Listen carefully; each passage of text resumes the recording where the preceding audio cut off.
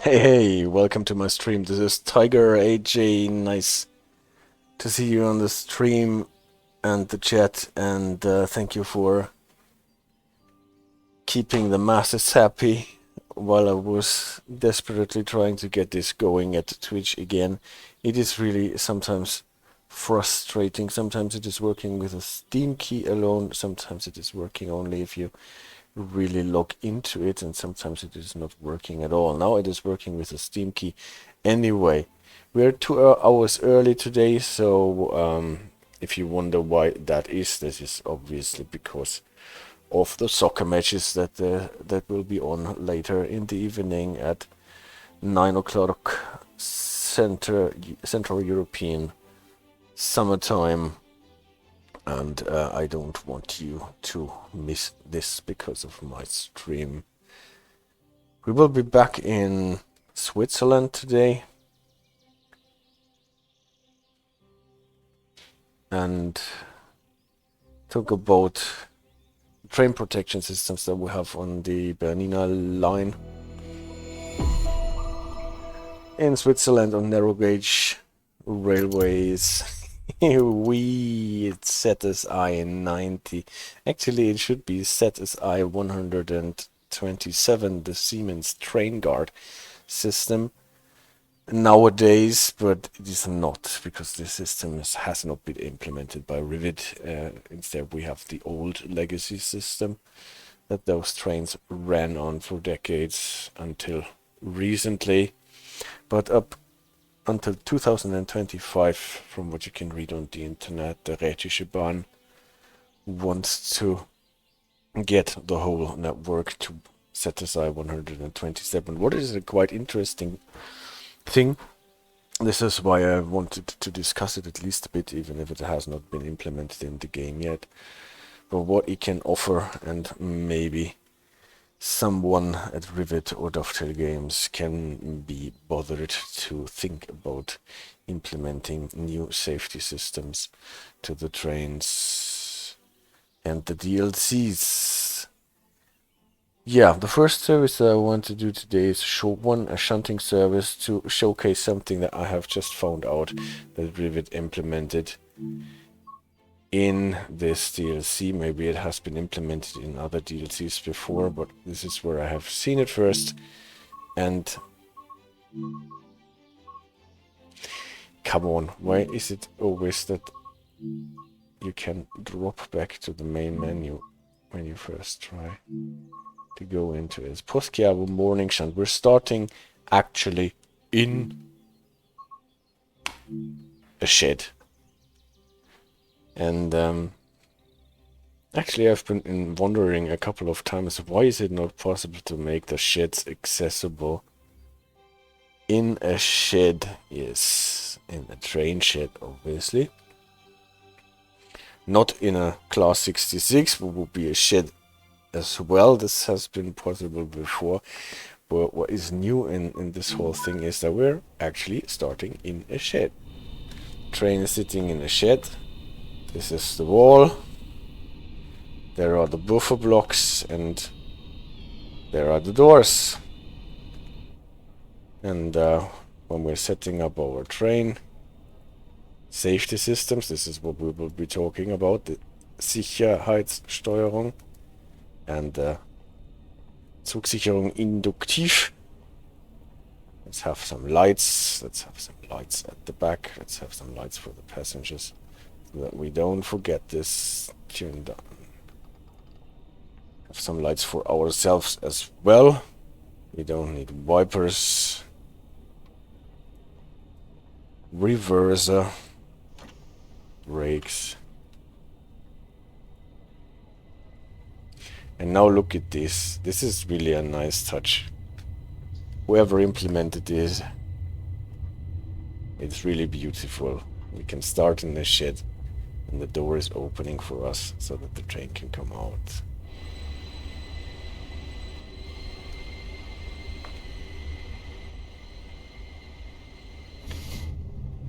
That is something that adds to the immersion, in my opinion.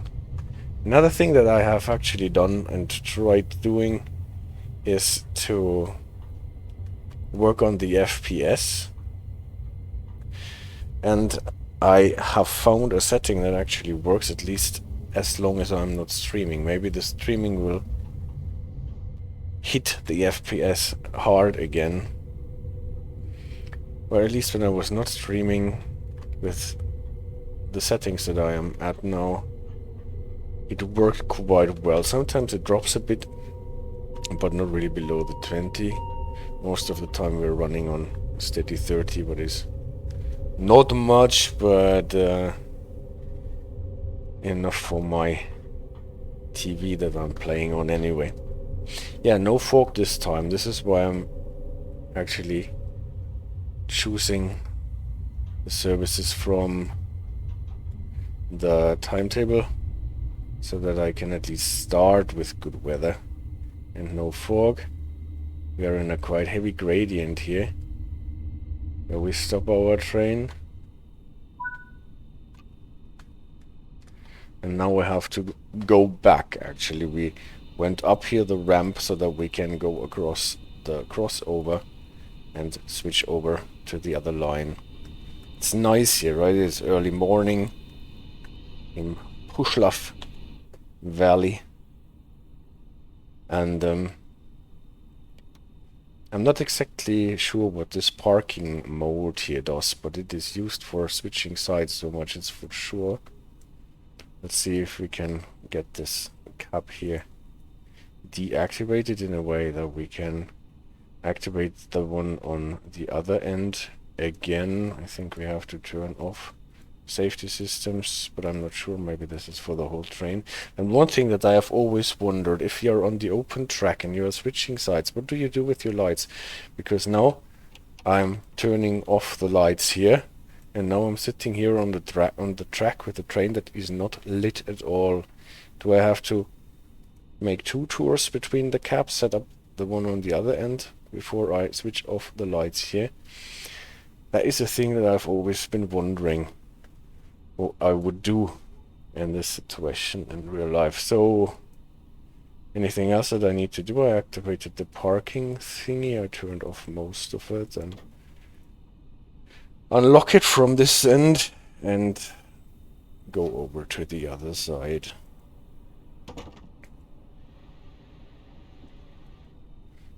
Train is modeled in a nice way. I think you have a passenger information system that is not working at the moment because we are just shunting. That is not a problem. But the train model, I think, looks very good.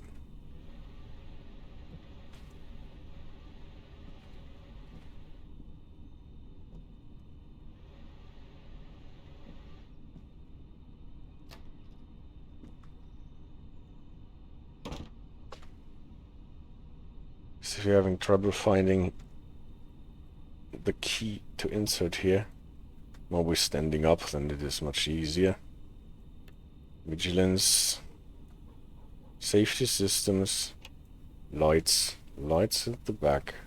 Lights for the passengers. We don't have passengers at the moment, but anyway. This, don't really need the mirrors at the moment. And then go ahead to the front, release the brakes. Alice says, is this a train we could get if traveling in Switzerland? Yes. This is actually a train that we could still get. But obviously it is a narrow gauge railway train. So we would have to travel to Graubünden, for example, and use the Rhätische Bahn. Not the normal gauge trains in Switzerland. That are obviously different ones.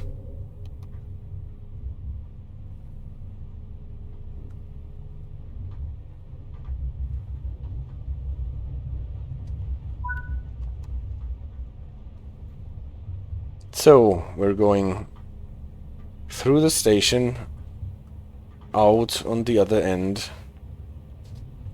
We're not getting any signal at all. Actually, the situation probably where we would have to stop, because, well, maybe not if we are only a shunting service, but anyway, Now for the first time we can see the ZSI-1 with a warning, because we passed this Warnung, warning, yellow next to yellow signal. This is why this thing is beeping and flashing. Now we're going in the siding. Switch is set properly, even though it is not saying so. And we're going to couple up to those cars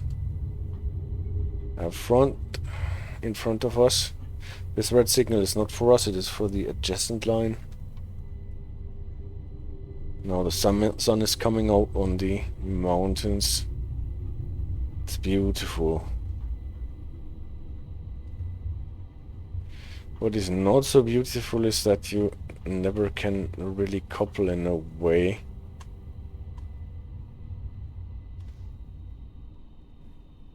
that you can really press your train into the coupling.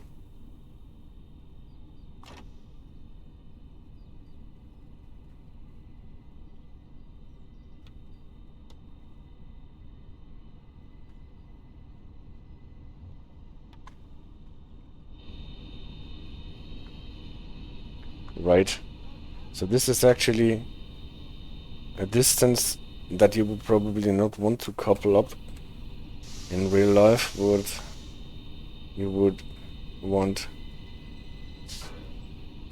to go in a way that actually the buffers get pressed into each other so that you can couple them up properly, and that the buffers are actually touching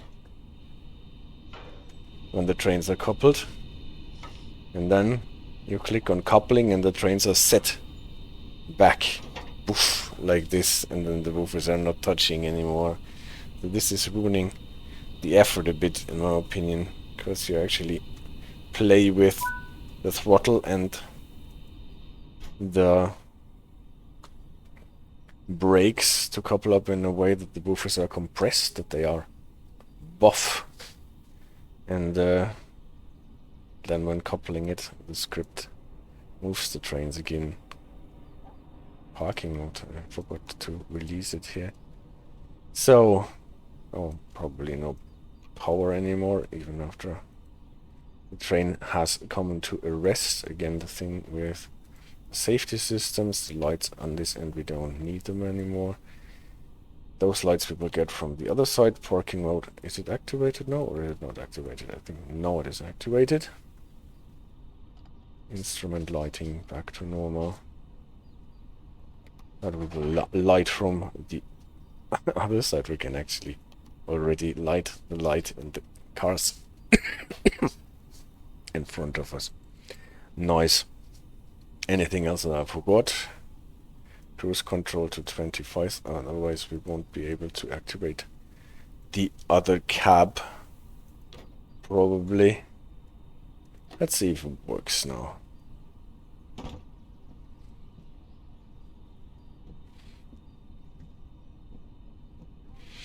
Actually, that jolt when coupling is kind of satisfying, though. Yeah, that is true.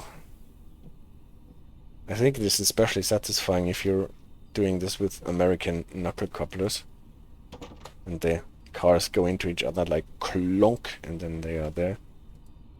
So we can activate it, that is good. Safety, lights, we don't need lights at the end, that is already set to what we needed. Passenger lights if we need it now. And then forward brakes and a bit of power.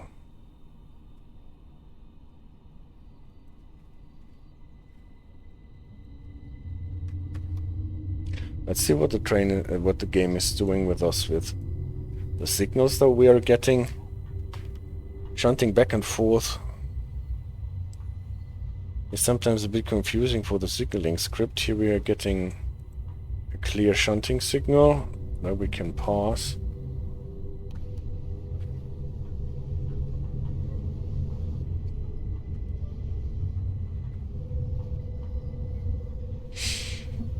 Now we're approaching a green and a warning. On the other end it is red with warning. Typically those warning lights, and now look at this signal. It is open and it drops to closed when we are approaching there. It seems to be an co-acting signal in some way, connected with the signal that we just passed, falling to red. And what we are hearing here and what we are seeing with this flashing light is here this signal protects the level crossing. It's already closed. That is nice. Again, this was for the warning signal. Distance signal. Yellow next to yellow, giving us the warning.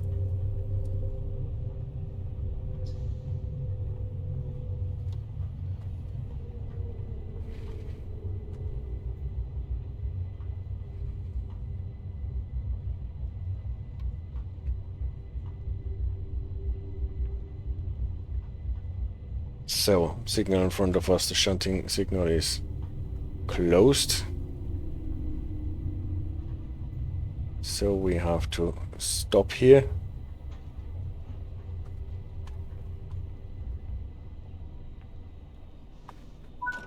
Takes us actually quite close to it. Let's have the train brakes full on and throttle at neutral when we're getting off the train.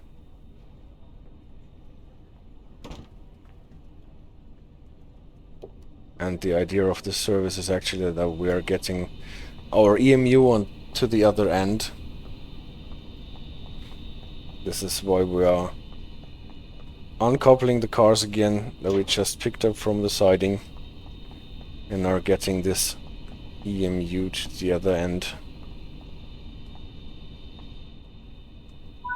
before we can finally start our service then.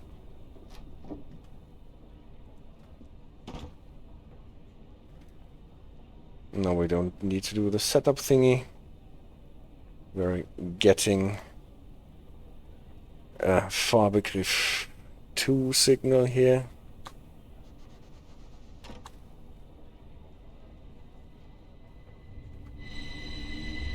The little shunting one on the side was switched as well.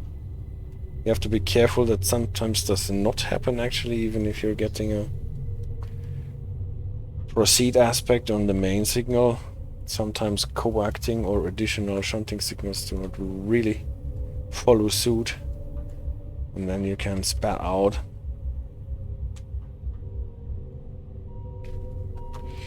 Should be going across the switch here. This is probably why we got started not with a high green.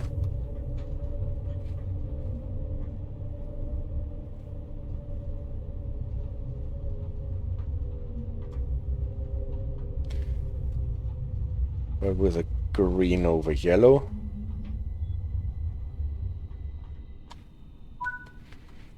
Switch ends again. Actually, I should deactivate the parking mode as soon as I'm on the other end.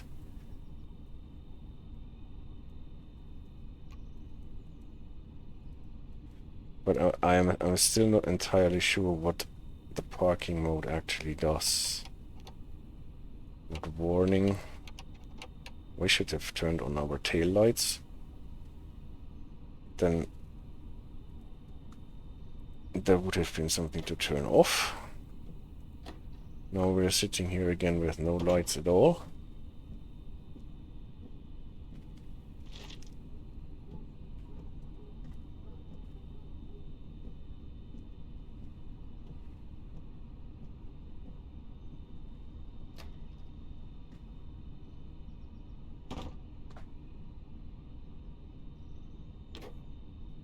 At least I managed to get the cabs going. Now I'm turning off the parking mode.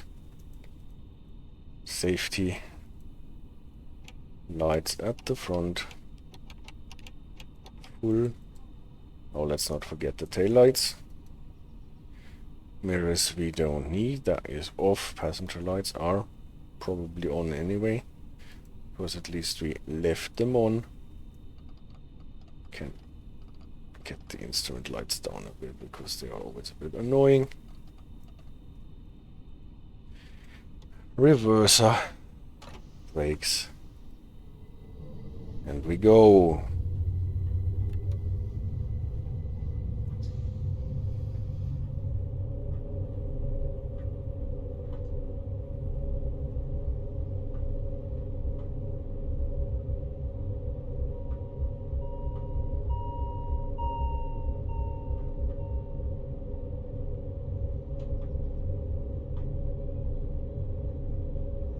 And one more time through the station where our cars are sitting now. Shunting signals are open.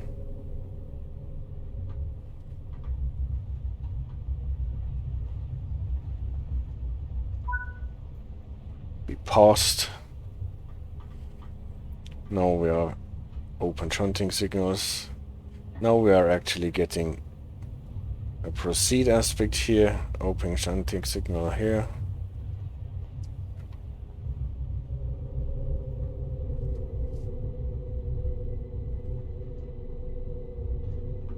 A warning again, so watch out for the ZSI-90 magnet doing its thing. Beep beep beep.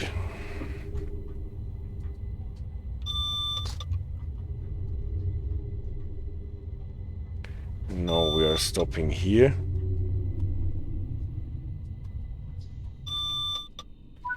More or less on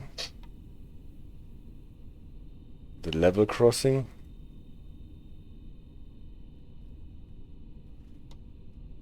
Train brake full service. Reverser at 0. Cruise control 25, otherwise we might get problems activating the cab on the other end. Parking mode.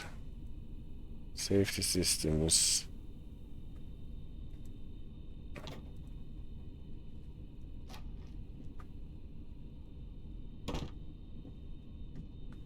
No, we are not we're getting back. We are coupling this EMU now to the other side of the cars that we just picked up from the siding, so that we can go downhill to Tirano.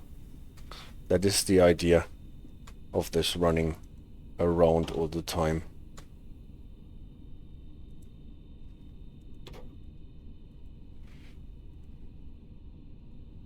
Oh, we're not sitting on, but almost on. Safety, light, backlights, parking mode off. Passenger lights is not the problem at the moment since we're not having any. Forward and now, careful. We're supposed to go there and couple to those cars that are sitting in the station at the moment. Looks all nice and cozy, where you can see that the bars at the level crossing in front of us are open. And what we can't see from the cab here is that we stopped in front of a little shunting signal that is actually stopping us. So if we just YOLO in and try to get to our cars to couple up, we are bound to SPAD. This is why we call the signaler. And the signaler does not seem to answer. But what he does, he's closing the gates for the level crossing, switches the signal, and then tells us to proceed at restricted speed. So sometimes it takes a bit for the signaler to answer here in the game. Would be a nice thing if you can say something like, yeah, I heard you, wait a bit. I need to close the level crossing. Well, he doesn't.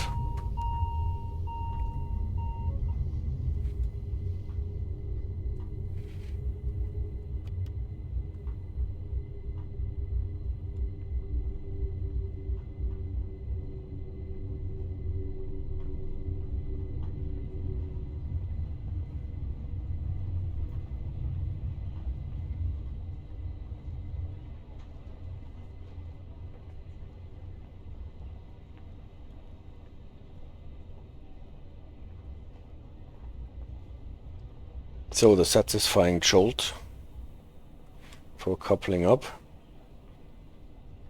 So in case there are already passengers inside, we should stop the train before coupling up, and then make sure that we don't roll back, because that is not a nice thing anyway. Still some drag that is pulling us backwards, so very, very carefully.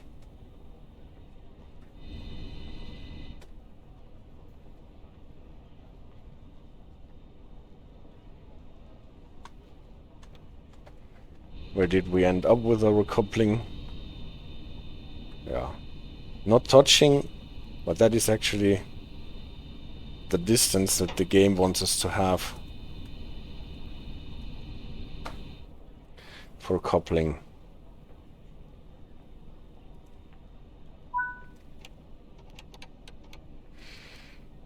And then we are supposed to get our train to the front, so actually up the platform until those cars here are lined up correctly. And now it is this little shunting signal that can be our doom, because when we're actually going to where the counter is at 0,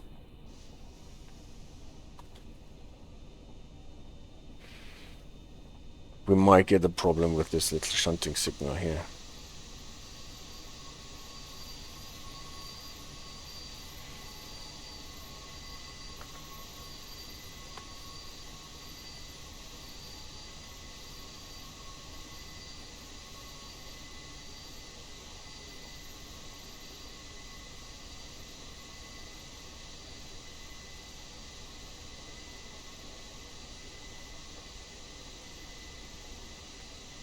You see, we're supposed to go 65 meters on,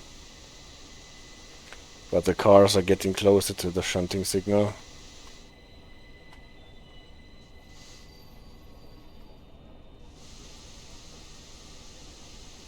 I even stalled it a bit.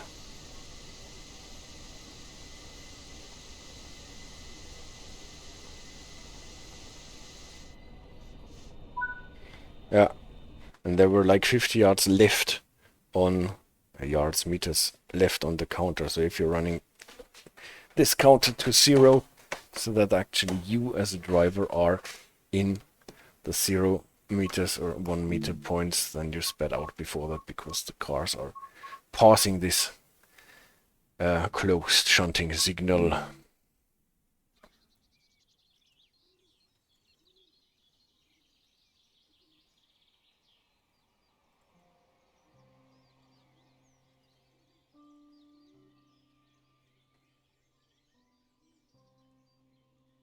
We're not doing the run downhill now, but we are doing a run uphill. From the same station though, 628.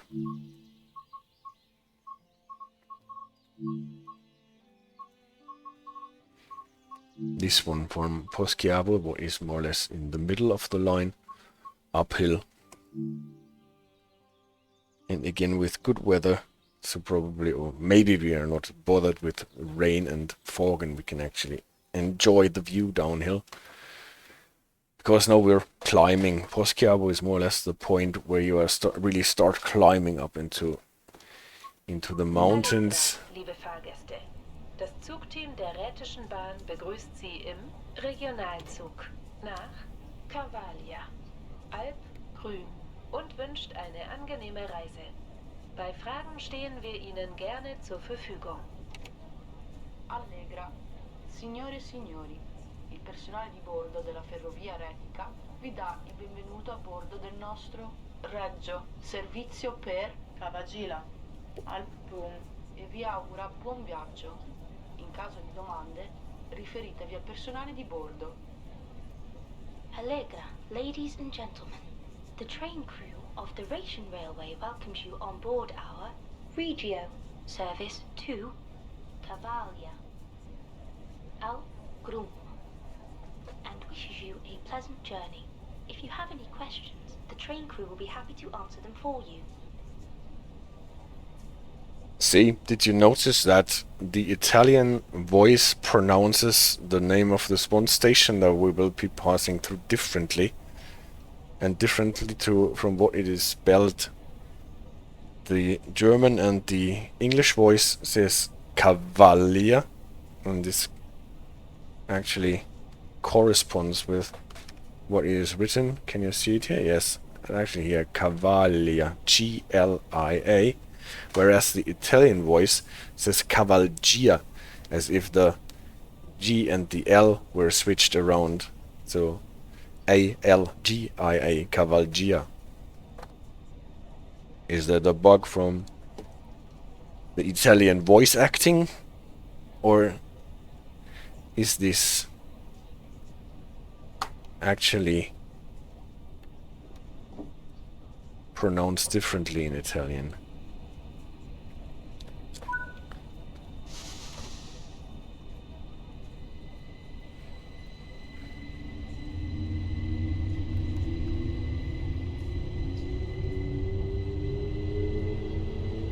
Leaving on Fahrtbegriff 1.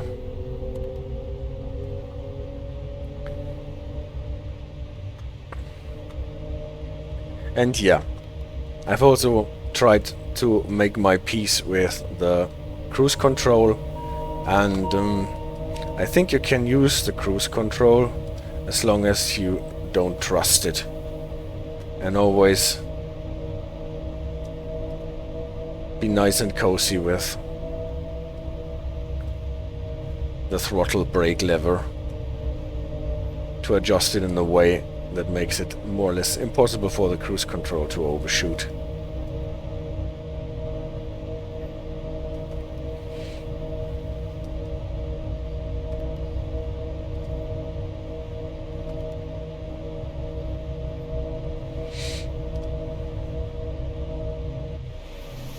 Looks nice now, right?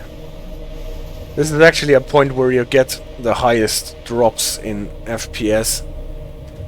Poschiavo, and then this very steep part. I guess this is because you have those really far views. And what is killing the FPS, from what I think I found out, is the shadows of the trees, of the many trees that you can see in the distance then, and somehow those shadows are even calculated if you cannot see the trees at all because they are hidden by a mountainside or the fog or whatever. So when running in fog or rain, I even switched off the shadows completely to save my FPS, and for now I am running with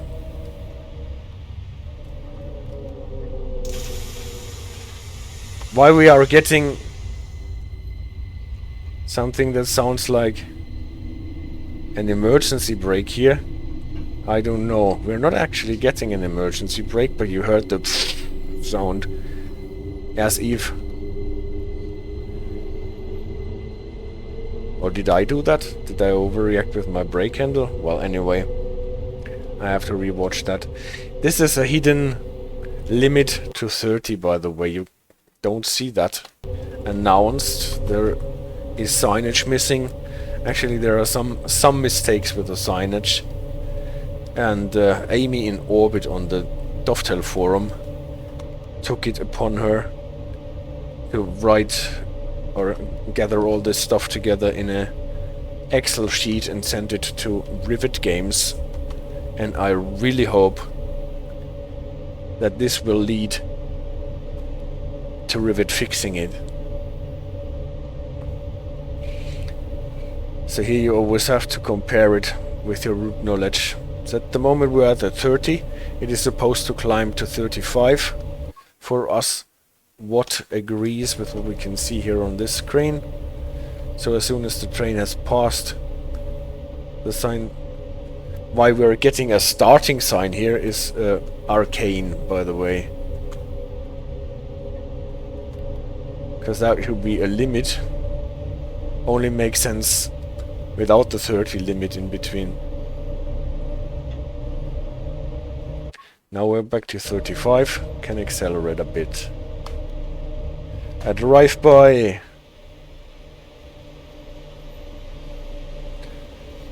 It's not so bad, right? The scenery. But you can see how hard it is on the FPS. You thought that was me making this sound, this pfft. I have to check it, maybe I overreacted and got the brake lever into emergency. But even then, I did not see the brake pipe react on the gauge.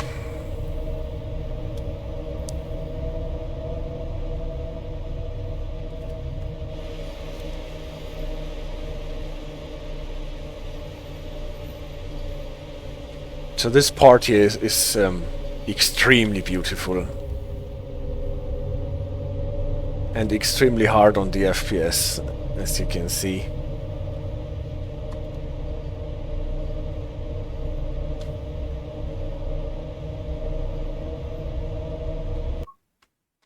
Prepare for a drop in speed limit, but this is signaled as far as I remember.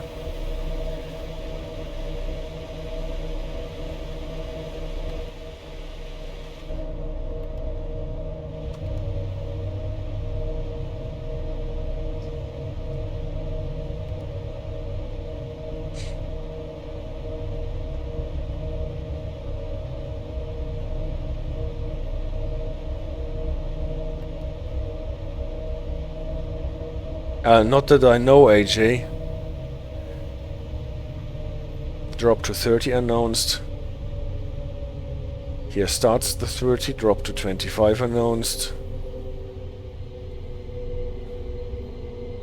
AJ says I have redeemable stuff for bits now. I think there was a message that they added some new stuff, but this was not because of my decision. They added it by default.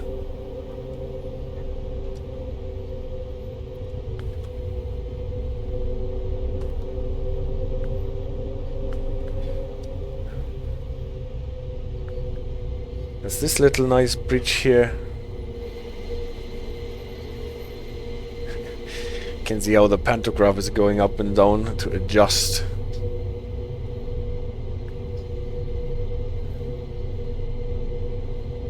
And the speed is climbing to 30 again.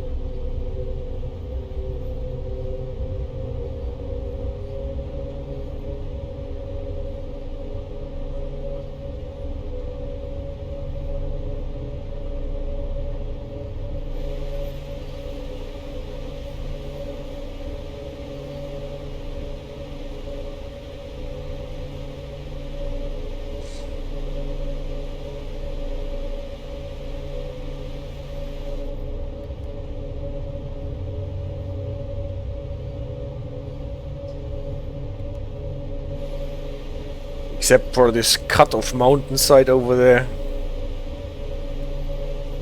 I love this view down to the Poschiavo Valley.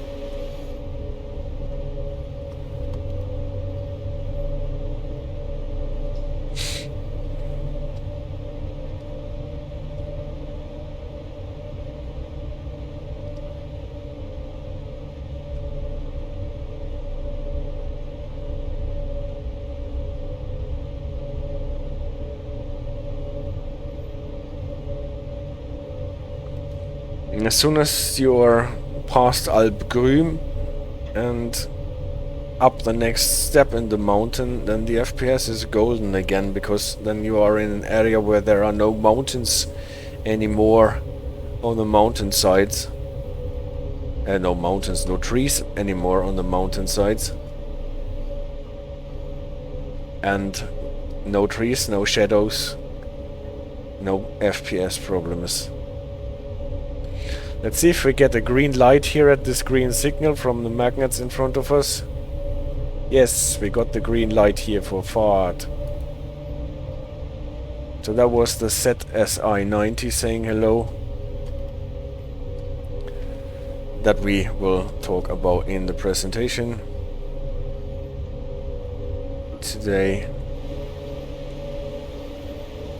among other things.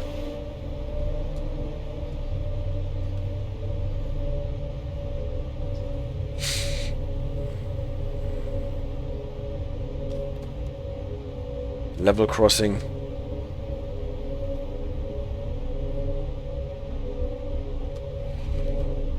When you're watching cab ride videos of this line, it's always so funny because you can see people walking around on the level crossing and just hurrying away or stepping aside when the train is coming. So this is at those speeds here.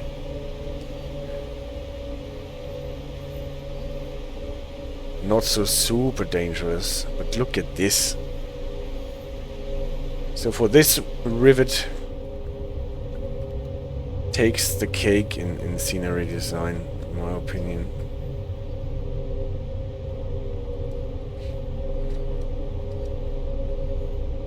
Not so much on being easy on your resources, because all those trees down there and their shadows hit hard on the FPS.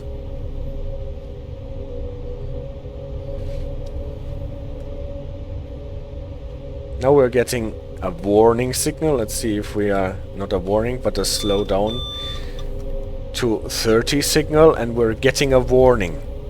What is a bit awkward, because typically you should get this only on a yellow-yellow, not on a yellow-green signal. And now we are passing a short run Kurze Fahrt signal. And we're getting a new reaction of the ZSI, this time at a main signal. What is a bit unexpected as well, because from what you can read in the manual at least, the ZSI should only give you this reaction that we're seeing here at the distance signal that shows a warning aspect, and we got it at the distance signal that showed a announcement of a reduction to 30 aspect, and then we got it at the main signal that showed us a short run Kurze Fahrt signal. This short run signal, Amy in Orbit mentioned this in her posts on the forum and in the Excel file, is a bit surprising, because now we are going through this passing loop at, what is it called, Caduta or something like this? Cadera, not Caduta. And now, before we get to the next main signal, we're actually getting a distance signal here again, or a repeater maybe, that shows a warning again, as if we're running up to a red aspect.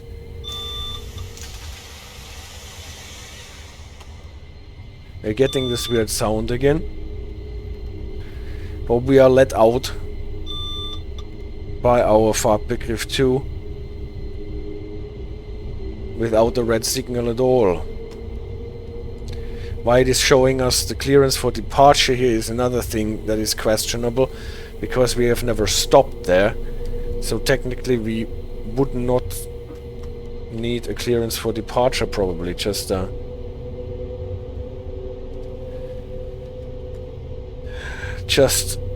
proceed aspect on the signal.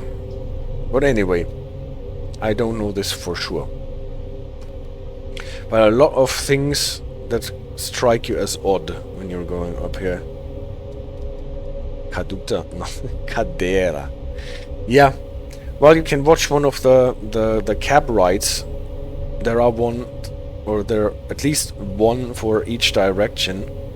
You can also look at the signals that they are getting. I linked it in my last week's video, the one running downhill, and in the description of this video is a link for the running uphill one.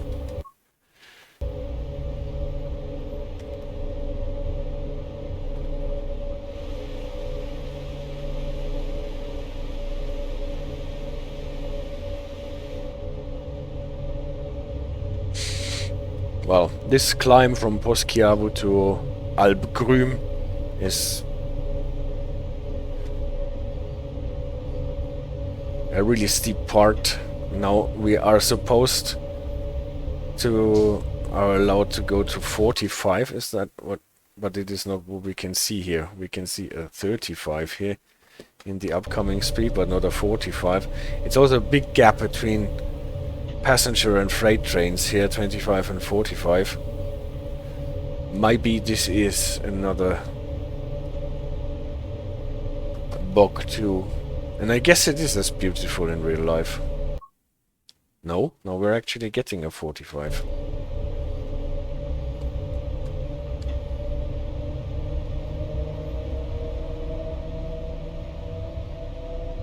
So on this traverse we can go 45.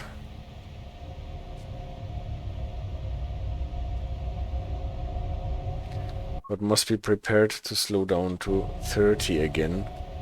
Let's see if we are getting a sign for it.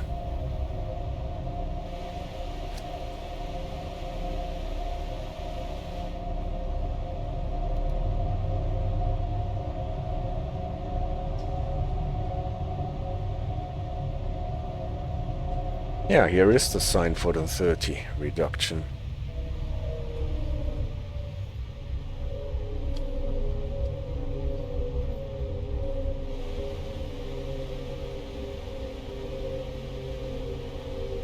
Well, FPS problems or not, this is beautiful.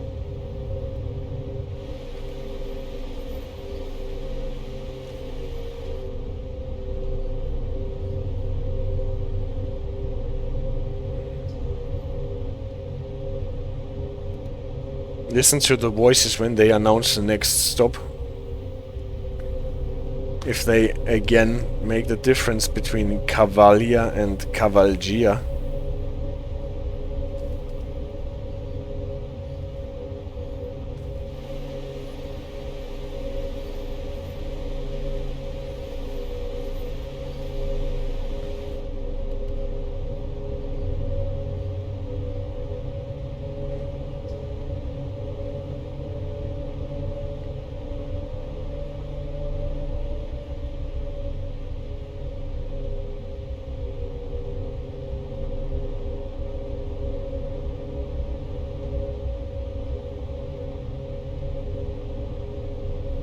Another serpentine. Another Kehrtunnel.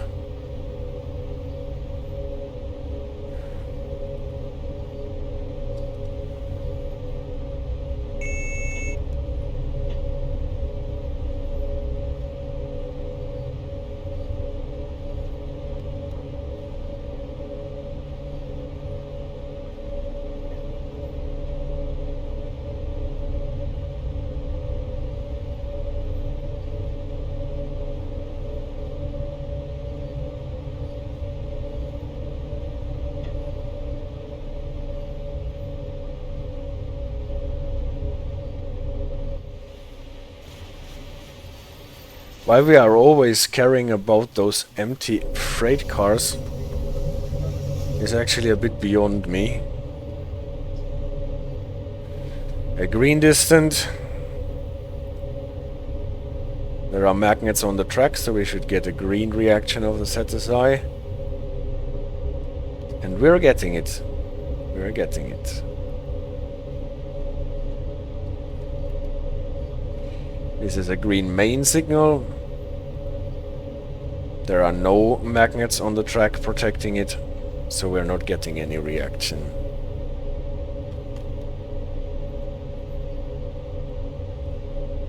Hello Super Paul, nice to have you on the stream. I'm sorry that I had to move the starting time a bit because of the Euro matches increased to 35 here.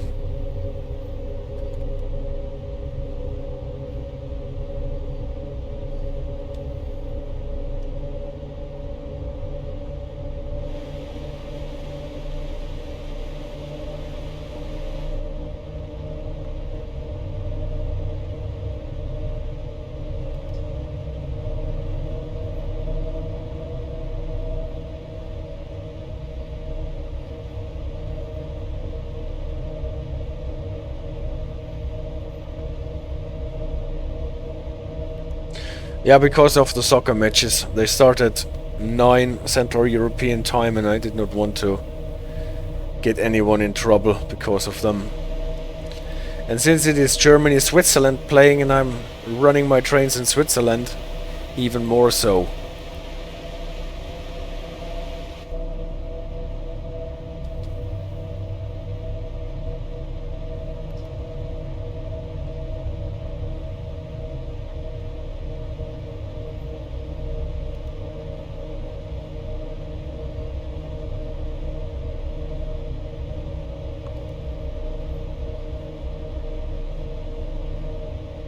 Austria is playing on Tuesday, no?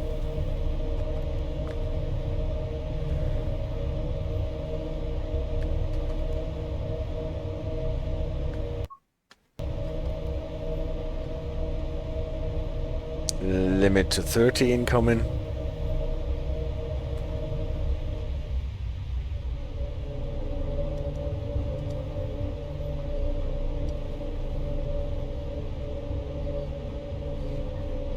Here is the limit of 30 starting.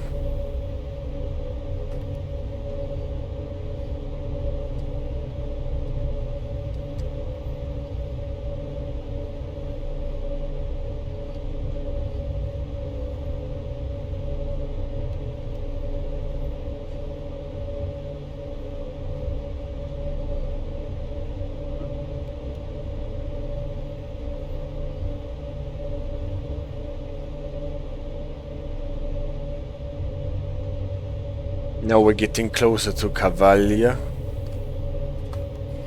Again, listen to the announcement.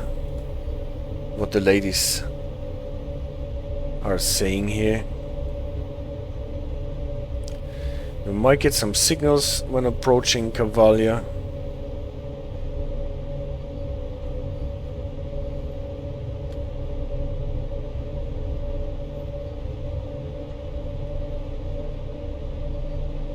Like here. A full green one.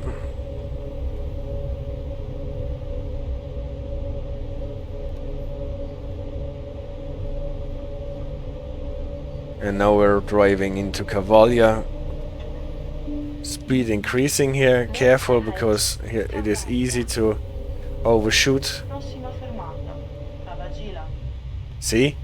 The Italian one. Stop. Cavaglia. The Italian one says Cavaglia, the German and the English one say Cavaglia. And the letters, in my opinion and my understanding of the Italian language, say Cavaglia. For Cavaglia, the G and the L should be turned around.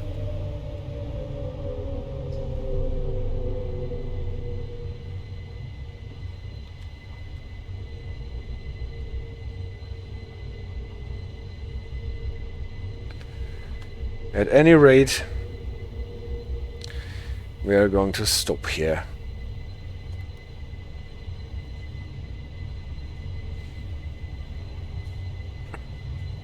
Limit will be at 35 when we're leaving the station. And we're almost exactly on time. Only a couple of seconds late.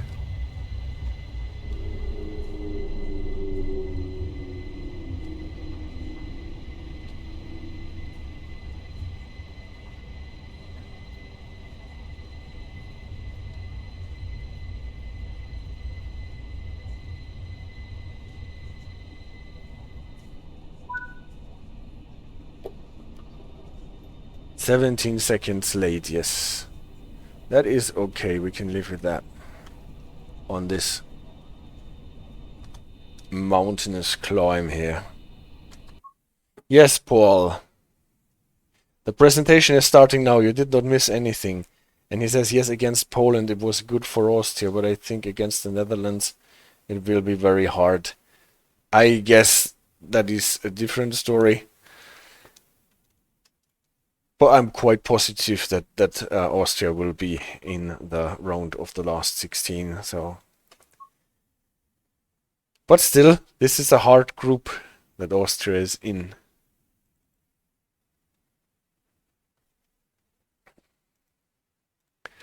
let's see what we can get on the presentation. Where is it, my presentation? Here we go.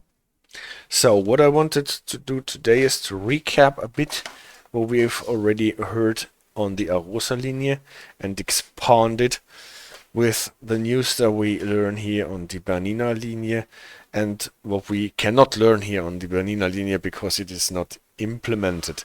So if you look in this thing here, in this document, Ausführungsbestimmungen zur Eisenbahnverordnung and so on. So this is an official document. There is a really big load of information in it. And it is more or less regulatory law from the Department of Transportation in Switzerland, explaining and expanding on the railway law that that Switzerland has, and it tells you a bit about the safety systems that are supposed to be on a train, and this especially about the SiSte, the Sicherheitssteuerung. And yeah, you can read much more in this document. It is downloadable freely because it is an official document, it must be, and it gives you a lot of information about brake percentages against the construction of many things, the how to secure level crossings and stuff. Anyway, it also tells us what safety systems there should be on a Swiss train. I think they also apply for the narrow gauge railway. At least I have not seen any differentiation in the rules about this. So we are supposed to have a system that checks if the driver is present. You know, my matrix here to see what systems there are present, active, reacting, and so on. And this is the SiSte. And actually we have some buttons in our train that are labeled with SiSte, and that is short for Sicherheitssteuerung, not SiFahr, Sicherheitsfahrschaltung like in Germany, but Sicherheitssteuerung. What? Well, is a much more intuitive word for that. And what does it do? You have, just like with the SiFahr and other things like the DSD, for example, in Great Britain, you have to press a pedal, or the Wachma in France. You have to press a pedal and keep it pressed when the train is moving. If you stop pressing the pedal, then the train will sound an alarm after 0 to 3 seconds, say the rules, and if you are not still pressing down the pedal again, then you will get the penalty brake for that after 3 to 5 more seconds or 50 to 100 meters. The rules say that the systems can be built in a way that it works with time, or that it works with the distance traveled. You can see this differentiation also in the German SiFahr, Wegzeit SiFahr, for example, and sometimes you can find the distinction between Langsamgang and Schnellgang in the Swiss rules, because if you're traveling slowly, then the time is the more crucial thing, and if you are traveling fast, then the distance is the more crucial thing. Is my stream still going on? Because I just got a message showing me an error on my stream manager, but it seems to be still on. At least the counter is going on, and now I've got yeah, it welcomed me back to the chat room, but as long as it is working, I'm good. So two possibilities for the system to work, either by time or by distance traveled, or even you can have both. There was a short break, says Paul. I see. Yeah, maybe this is why I got the message, or what I got the message for. And going back to the presentation, it is allowed that the system switches off itself automatically for speeds below 15 kilometers per hour. So then it does not need to stop the train, but as soon as you are traveling with 15 kilometers per hour or more, then by regulatory law the trains need to have a system that works like this. So if the pedal is depressed because the driver is not present fell out of his chair, for example, then the train gets stopped within a maximum of 8 seconds. We all know that the driver can also slump down on the controls and still depress the pedal, but not be in a state to safely drive the train. So we typically need a second vigilance system to complement the Sicherheitssteuerung. In Great Britain we have the vigilance equipment to work with the DSD equipment, and in Germany, the CIFA more or less does both of it, and in WACMA you have the 2 subsystems that deal with this.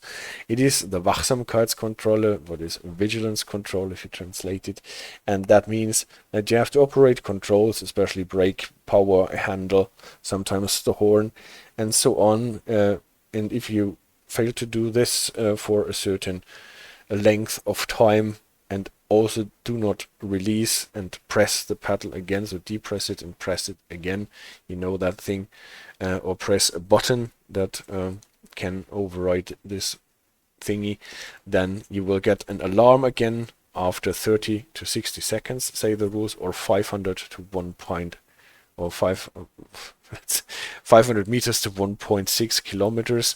A distance traveled again, here again the distinction between time and distance. The rule allow both, and if you don't react to the alarm within a distance of 200 meters traveled, then you will get a penalty break. So this is what the rules say. I actually have not really made experiments to see how properly this is done in our train here.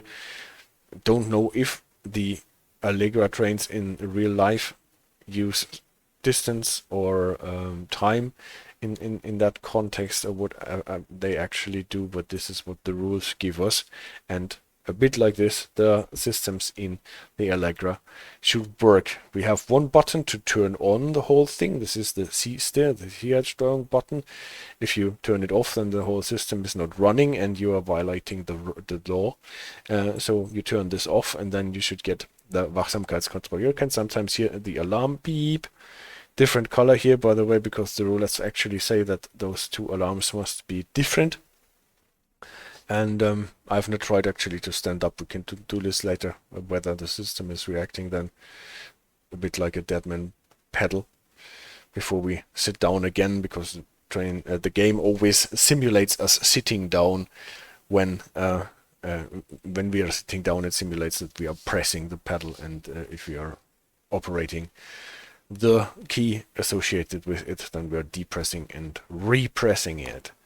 This is a button that is on both sides of our cab. We can see this in a second next to the windows, in case that we are driving our trains while standing at the window, because we need to do this for shunting maneuvers. Then we obviously cannot depress the pedal, and then we can press this button instead every now and then. Yeah, those are the vigilance systems that we should have on the train according to this document.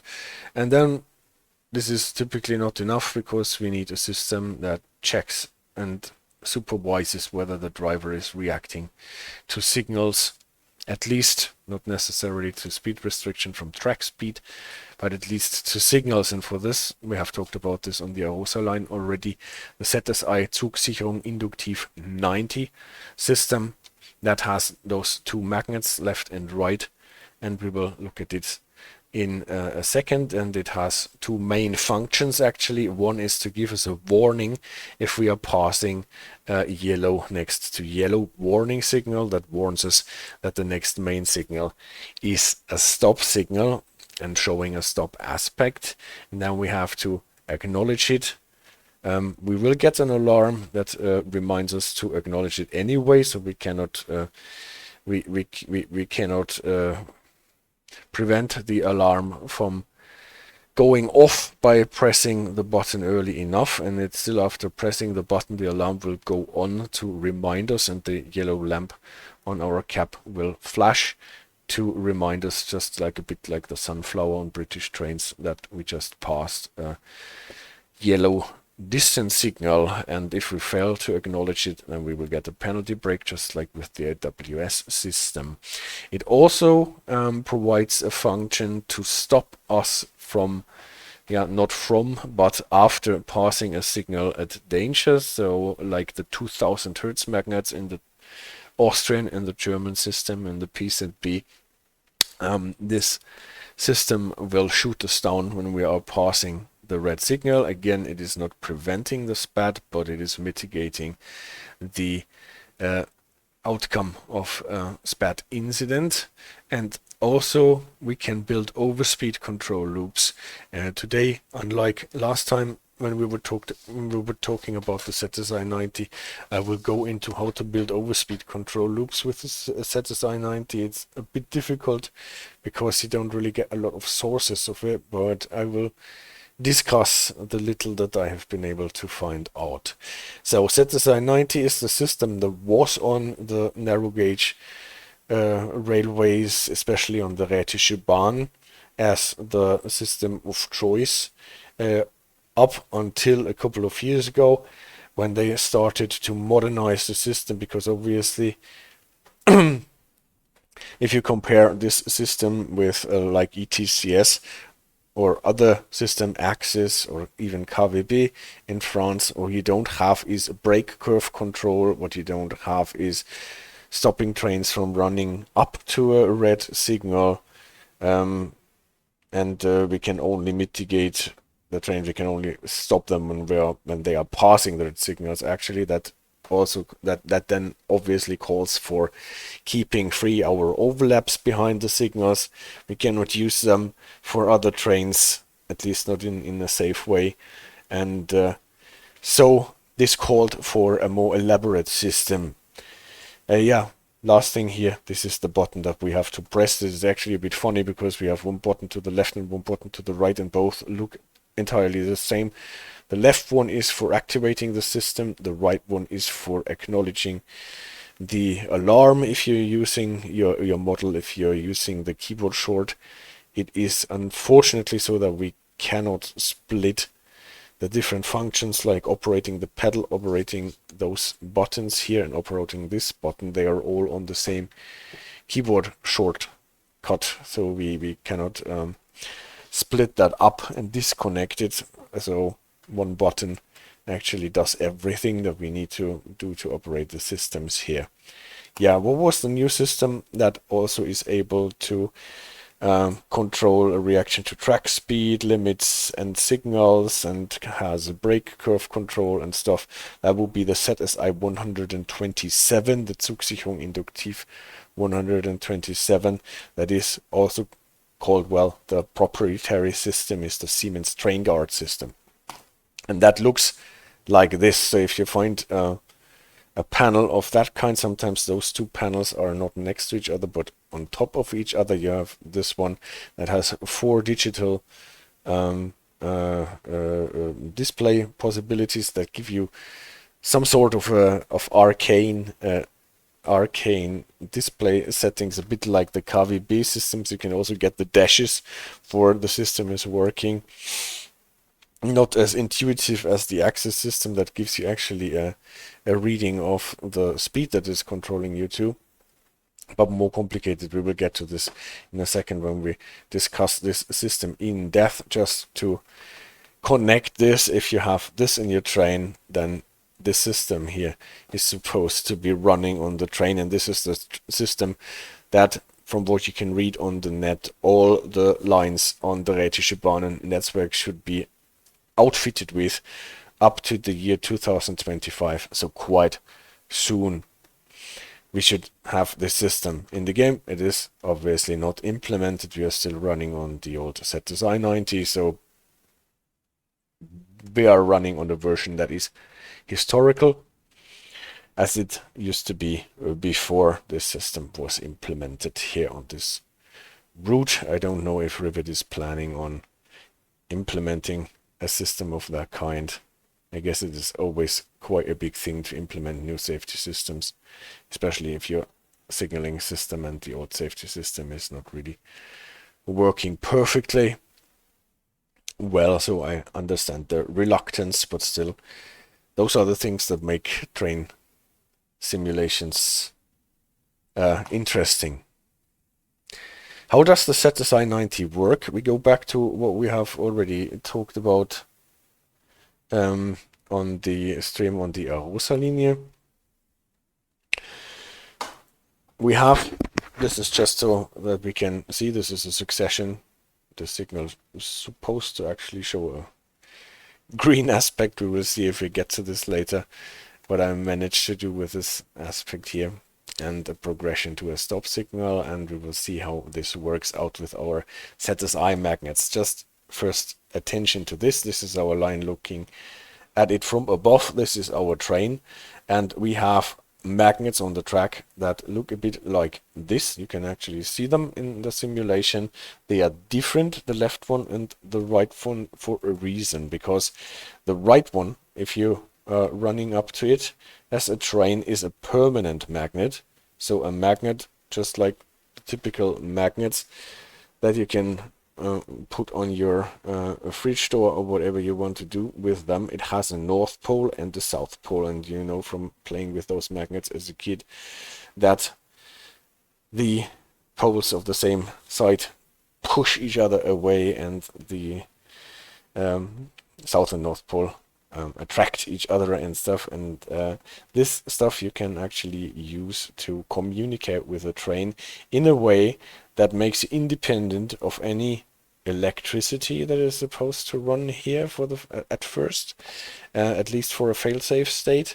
And it also is very resistant against weather and stuff, like if even under snow those magnets are still supposed to work. This makes them the system of choice for narrow gauge railways that go high into the mountains. So what can this permanent magnet do? Either it can show its north pole to the train, so facing upwards, or it can show its south pole to the train, and the train will be able to understand that.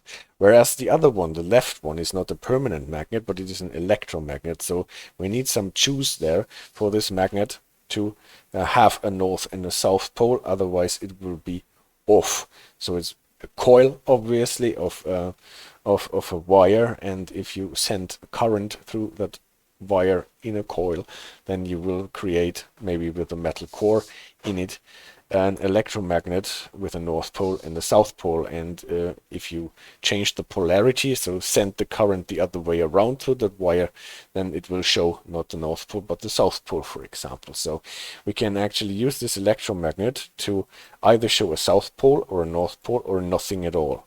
So 3 possibilities on this magnets, 2 possibilities on that, gives us actually 6 possible combinations of those magnets. And the train has a receiver on the right side and a receiver on the left side. Aha, there's my green signal on the distance signal. Somehow it got connected with that one here. Anyway, so our train can receive both magnets, and for once it knows then which way it is traveling around, and it also gets an information about the status of signals by those magnets. If the train is actually passing a distance signal that shows a green aspect, then the permanent magnet on the right side, because it is always sitting at this distance signal, shows us the north pole, telling the train you are passing a distance signal at this spot here. North pole telling the train here is a distance signal. This is always a distance signal. We will get to the combined signals in a bit. So this magnet doesn't need to change. So throughout all the year, day and night, 24/7, this magnet is showing its north pole. And if the train is passing it, the train knows, ups, here is a distance signal. The electromagnet, if the signal is showing a green aspect, is wired to show the south pole. So the train reads, we are a distance signal, but it is green because I got the south pole here. So no problem, I show the green light on the cab and everything is good. We can go on. Same happens if we don't get the Ankündigung freie Fahrt, the announcement of clear signal, but the clear aspect on the distance signal already, what sometimes can happen. Whereas at the main signal, The magnet, the permanent magnet, is facing the other way around, so it is not showing the north pole but the south pole. So the train knows, I'm passing a main signal at this spot. And to show the train that it can proceed, the electromagnet is again wired to show a south pole when the signal is at a proceed green aspect, on a clear aspect. Then the train knows, alright, I'm passing a main signal, but it is green, so all good. At this situation, we won't get anything from our cab, so it does not even show the green light, it doesn't show anything. We're just passing the main light. So typically, in its core function, we're only getting a reaction from this thing in our cab when we're passing distant signals. How does it work when we are passing a distant signal that does not show a green aspect, but a warning aspect, yellow next to yellow? Then again, obviously, the permanent magnet shows the north pole, telling the train that we are passing a distant signal. But this time, the electromagnet is not wired to show the south pole, but it is wired to be off at this point. And then the train reads, I'm at a distant signal and I'm not reading anything on my left side. This is a warning. And then the train flashes the yellow button, the yellow light, and sounds an alarm. This is what we get from the system here when we're passing a distant signal that shows a warning aspect.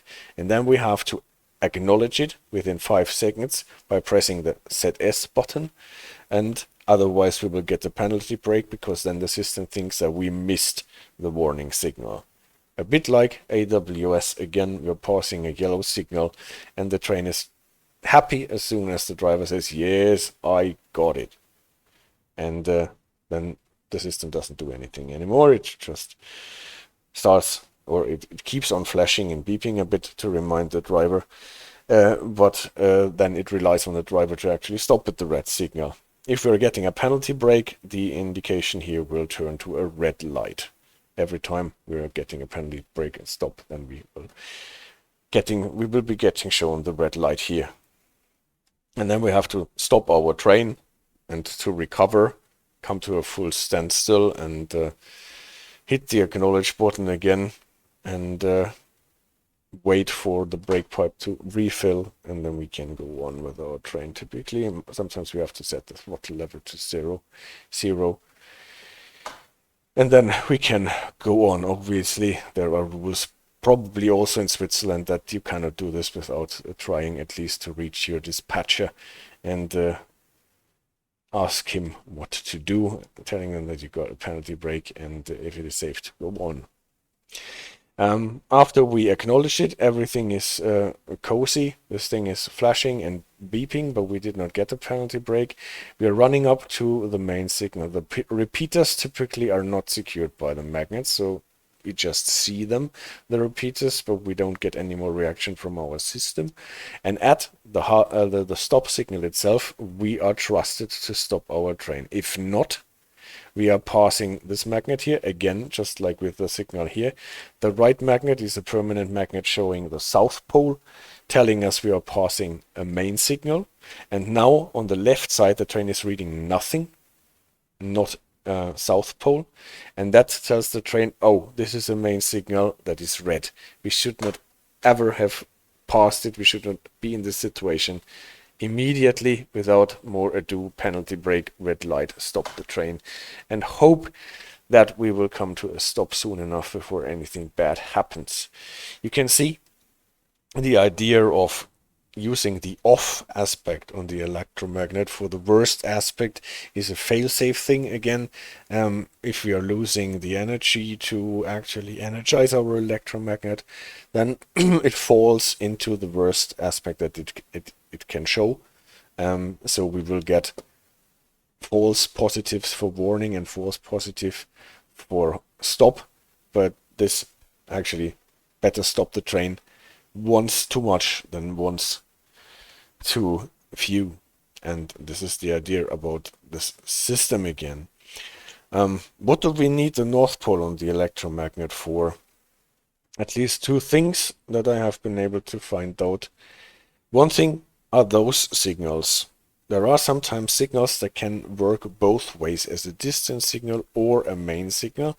They are a main signal by way of signaling plate, but they have a signal screen that looks like a distance signal. So not to confuse drivers, they have this additional little sign telling you that this is a main signal that can also work as a distance signal. So this signal here works at this time as a distance signal, shows a distance signal aspect.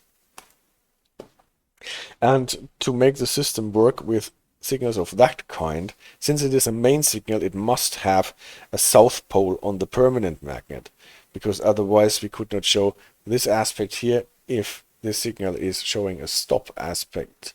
But to differentiate for the train that it does not need to make a penalty brake because it is passing a main signal that shows a stop aspect, we can set the electromagnet to the north pole, telling the train this is a main signal, it is neither green nor red, but at a warning. And then the train can go into this procedure here again, flashing the yellow light, sounding the alarm. You have to acknowledge it within 5 seconds, otherwise you will get a penalty brake. The same thing might actually happen at this signal here that we have seen when we approached Cavaglia. This is the signal where we have to prepare to approach a stop signal after a short block, so the short run signal. And sometimes in the game, at least, I don't know whether this is prototypical or not, you get an alarm with the flashing yellow light, and this can, in my understanding, only be done if you get this combination of magnets at the main signal here, because being a main signal it must have a south pole on the right, and to neither get a green or neither get just passing, nothing happening, and nor a penalty brake, I guess you need to have this combination to end up with the warning. What do we do with signals of that kind? We have not talked about this in our system here. Distance signal that do not show a clear or expect clear aspect, and also do not show a warning aspect, but an aspect that announce a reduction in speed limit, like this one here. Typically a reduction to 40 for narrow gauge railways, 1 to 30, and we get them obviously a lot here in the game. How do the magnets work here? Actually not sure. I have not found sources about this. How a distance signal with an aspect of that kind is treated in the ZSI-90 system. You may think that they just show the south pole on the electromagnet because it is a proceed aspect, but then the green light was supposed to show up on your cab, right? Because then the train would think it is the same as a clear aspect. I have not seen it done, seen it happening in the game, so probably this is not what is actually supposed to do. Another possibility is to use this one here, what we have not used so far, north pole on both magnets, north pole right to tell us this is a distant one, and north pole on the left on the electromagnet. Typically we will see this is something to cancel the overspeed control loop, but it could also be used at the distance signal to provoke no reaction at all in the train. Again, if this is actually like it, I don't know. What you also could do is to treat it like a warning signal, just like a warning signal, have the electromagnet off, and then you would end up with the yellow and alarm sequence, and you have to acknowledge if you don't want to get a penalty brake. And this seems to happen in the game quite a lot at those signals. So this is maybe a thing that can be done, does not necessarily need to be done at signals of that kind, but is a possibility. And in the rules, I have found an additional sign that tells us to be, according to the rules, a marker board for the reaction of train protection, that tells us that this signal has or makes the train protection system react at different aspects than warning aspects. This is the explanation for the signals. Again, I have not found too many sources of how this is used, but in the game here on the Berninalinie, there are actually at least 2 instances of this signal board used. Once when you're going towards Miralago downhill, when you're running next to the lake, and before you get to Miralago station, there is one signal that has this additional sign, and if it shows a yellow over green aspect, then it actually activates the ZSI-90. But there are other signals of that kind. If they show this aspect, they do activate the ZSI-90, so you get this yellow flashing thing without having this additional sign. And there is one distance signal with this additional sign, the last one before you get to Ospizio Bernina, that does not activate the ZSI-90, even if it shows this aspect. So in the game I have not been able to actually verify that it works like this. I think that from the rules there is a strong inkling that you should get this combination of magnets on a signal without this additional sign, so you don't get any reaction at all from your ZSI system. And if the magnets are configured in a way that you get this and therefore the yellow flashing with the alarm, then you should have this additional marker board with it. If it is like this in the real world, I don't know. If someone knows, please let me know. That would be really interesting. At any rate, the signal here is in the game, in case you wondered what it is for. That is what the rules say about it. Yep. That is what I can say about the ZSI-90 and the peculiarities that we have in the game. What is different from Arosa, that sometimes at the yellow over yellow main signal we get acknowledgeable warning from the ZSI-90, and sometimes on those yellow over green aspects that announce a reduction to 30 we get it, what can be a bit surprising sometimes, so be prepared for it. Overspeed control. How do we use those magnets actually to facilitate an overspeed control? For that, we need to know that our ZSI-90 system, every time it passes a permanent north pole on the right side, or not even a permanent north pole on the right side, every time the system receives a north pole on the right side, it starts a speed control timer loop, and it checks for exactly 0.18 seconds, 180 milliseconds, whether it will pick up a south pole on the right side before the timer has elapsed. And if so, it will initiate a penalty brake. So again, you have seen it with GPA, Geschwindigkeit-Prüfausschnitte in Germany, with the overspeed sensor loops in the TPWS in Great Britain. We have this system of 2 points in the track that the train somehow registers and compares it with a timer that is running down. And if the second point is registered before the timer has elapsed, then the train knows, oh, I am too fast. The timer needs to elapse. After that, everything is good if you get to the second point. But if I get to the second point before the timer has elapsed, the system on the train knows we are too fast. We have to jam in the brakes and initiate the penalty brake. And this system here is configured in a way that every time we are getting a north pole on the right, that means every time we're passing a distance signal, then this timer is initiated. And if we are getting to a main signal, not necessarily a main signal, but to a south pole on the right side within those 0.18 seconds, then we get the penalty brake. Luckily enough, those 0.18 seconds are rather short, so that the distance that can be traveled in between is rather short, so we will never get this from distance signal, main signal. Here they are much too more, there's too much distance obviously between them, but we can now adjust the distance between those points to make sure what speed we are checking for.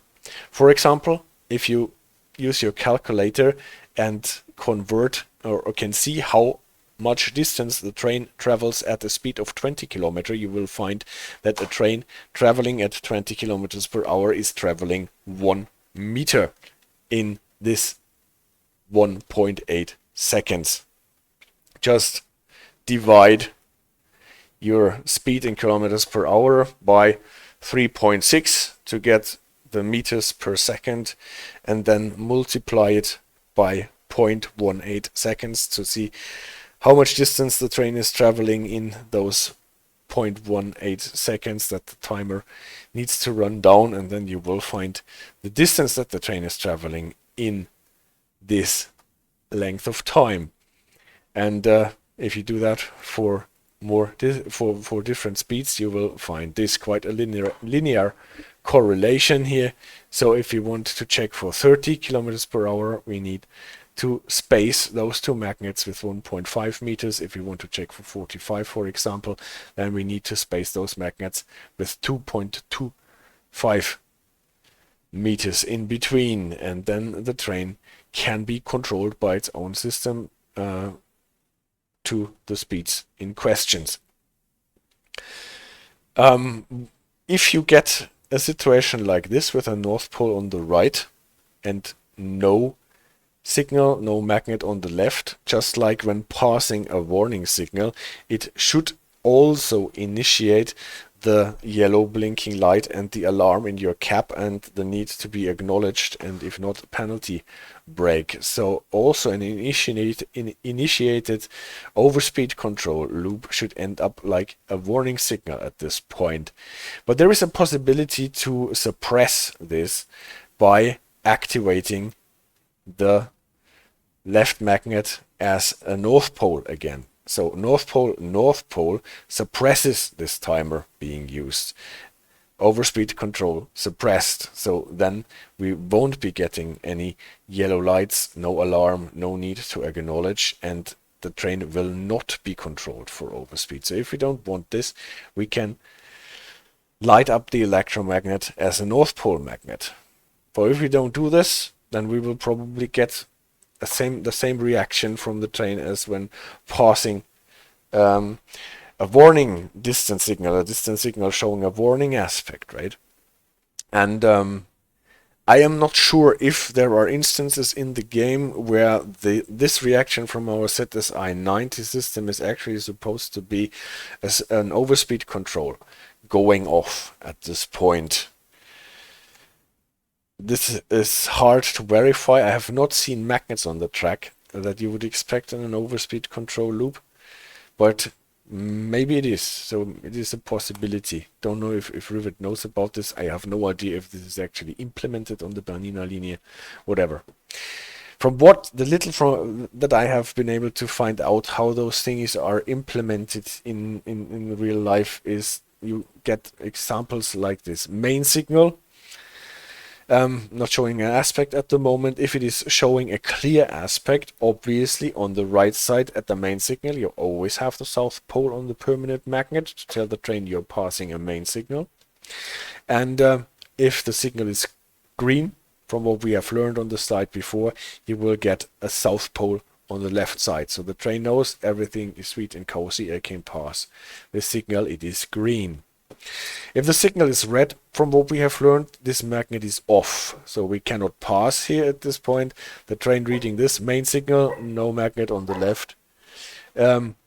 Emergency brake, penalty brake at once to stop the train within the overlap. But what do we do with this signal here? This is a signal limiting us to 40 typically, or on narrow gauge railways to 30. How do we configure our magnets here? Obviously the right one will always be a permanent one. The left one, just leave it off. We can build an overspeed control loop by putting another electromagnet now on the right side in front of the permanent South Pole showing a North Pole, and then we have an overspeed loop. The North Pole here will initiate the timer, and if the train is not traveling more than 30 kilometers per hour before it hits the permanent South Pole magnet at the main signal, then everything is good. If the timer has not elapsed, then we are running faster than 30 here, and we can be stopped with a penalty brake. So to get the 30 kilometers here, like on narrow gauge railways, we would have to space them 1.5 meters, and then we get the penalty brake only if we are faster than 30 kilometers per hour. So this is obviously or probably a way that can be used for installing overspeed loops. What I am not entirely sure is why we are not getting a penalty brake at this combination here if the electromagnet on the left is off, because that is typically the constellation for a red signal, right? And I have found one mentioning that shortly after the timer has elapsed, the receivers are shut down so that they don't accept any more input. And this is maybe the reason why after the timer has elapsed before the train hit the South Pole here, it does not react to the South Pole on the right and nothing on the left situation here. So that in this constellation the train can pass this group of magnets without being stopped with a penalty brake when trying to do so. The same situation might probably happen on the yellow over yellow Kurze Fahrt signal, because also here you are limited to 40 respectively 30 on narrow gauge railways.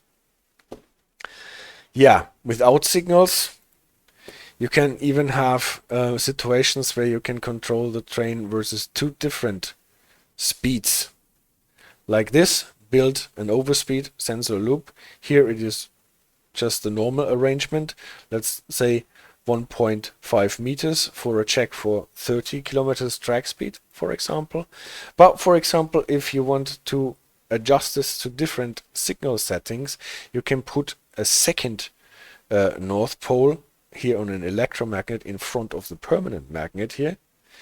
And then the train reads this magnet first, the timer runs, and the South Pole now is 2.25 meters away. The second North Pole does not interfere anymore, because even if it starts a new timer, there will be no second loop anymore. But you got the first North Pole here, so the second North Pole will not start a new timer. The timer is actually running, and it will run off before we get to the green magnet here. And so we can differentiate by turning this magnet on and off whether this loop is checking the train versus 30 or 45 kilometers per hour. So by turning this one on and off, we differentiate between 30 and 45, and if we don't want it at all, then we can turn that one off. What is, now it is no longer here on this slide, a suppression for the speed control. Then we are not checking the train versus anything. So this can be used in a piece of track where you can have signaling that either allows the train to go track speed or limits it to 30 or to 45 with the Fahrtbegriff 3.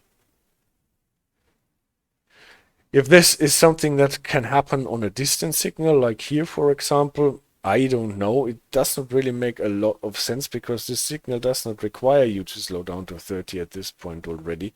It is only the announcement for it. So maybe this is more a thing that happens without any signal somewhere on the track. Yeah. That was ZSI-90. Actually, you can still talk much more about things than you think in the beginning. An interesting system with very, very basic installations, very robust installations, because they have to work even without energy and without under snow and ice.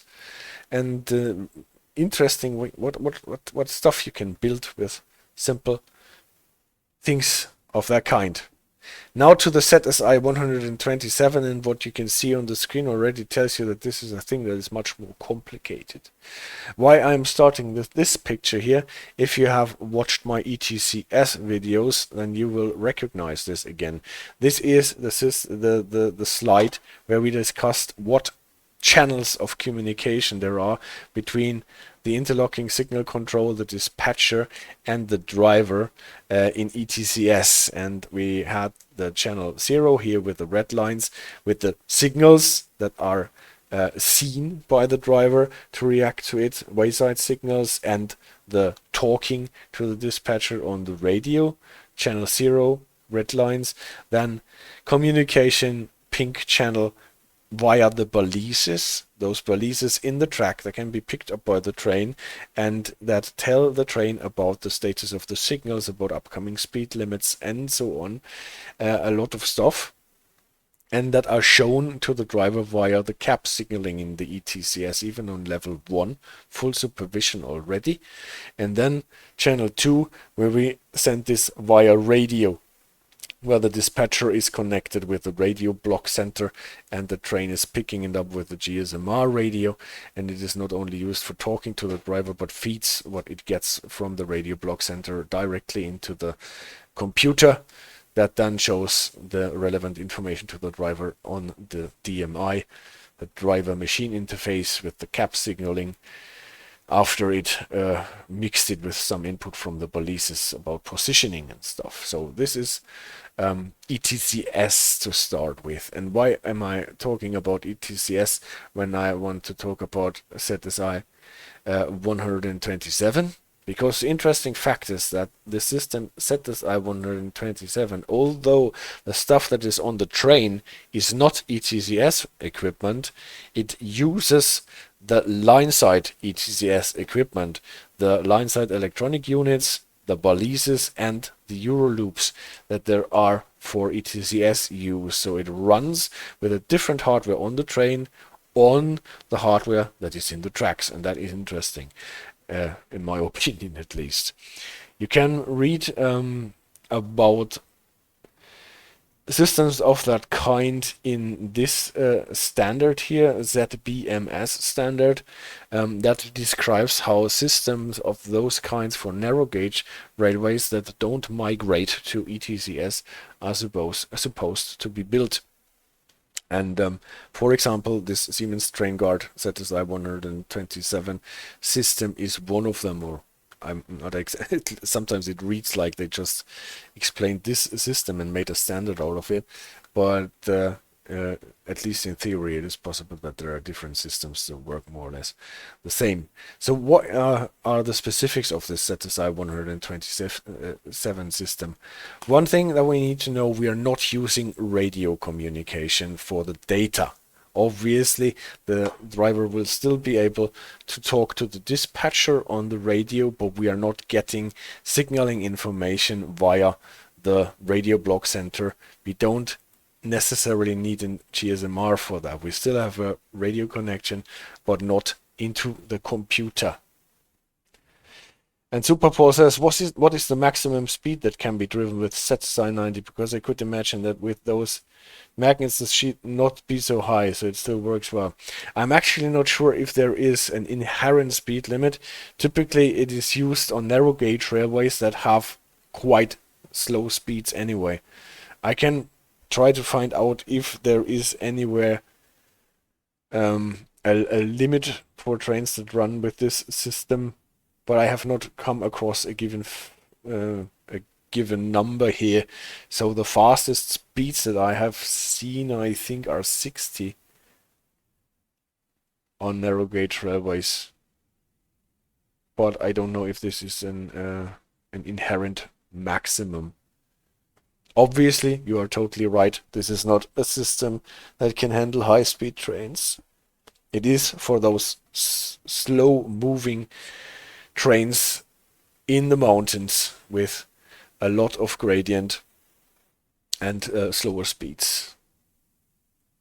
And the main benefit of the system is that it is super robust and also still works on a fail-safe level, even without any energy.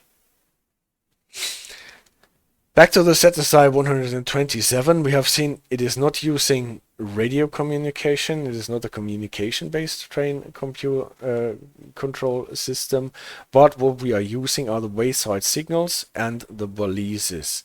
And we already have talked about this when we talked about using Euro-ZUB and Euro-Integra. No, not Euro, Signum it is called. The Swiss train control system that was used on the normal gauge railways in Switzerland before they started migrating to ETCS, that those systems were then emulated on the ETCS hardware in the tracks by a means of the so-called package 44 or P44, what is a section of the obviously standardized ETCS telegram, the data package that you can get as a train from those balises, that is reserved for information for national train control, where you can hide information like the javelin switching from kilometers per hour to miles per hour when it runs across a balise that gives the information for that in the package 44, for example. Or you can emulate whole national train control systems on this package 44, and for this is also used to control the ZSI-127 train control system in the ETCS hardware. So actually a train running on ZSI-127, in my understanding, is using the ETCS hardware in the tracks only to get the information that is in the package 44 for the system. And for that, we use the balises and the Euroloops to get the information into the train.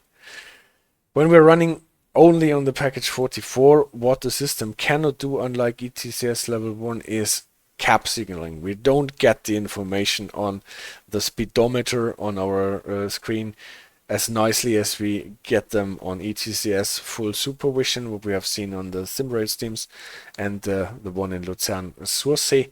But we need to make do with a different way. So this is why we also keep the wayside signals to use it again, along with it. And this, I have shown this on the overview slide already. This is what this control unit, the display and control unit for this system looks like in a train. It can be arranged next to each other or on top of each other.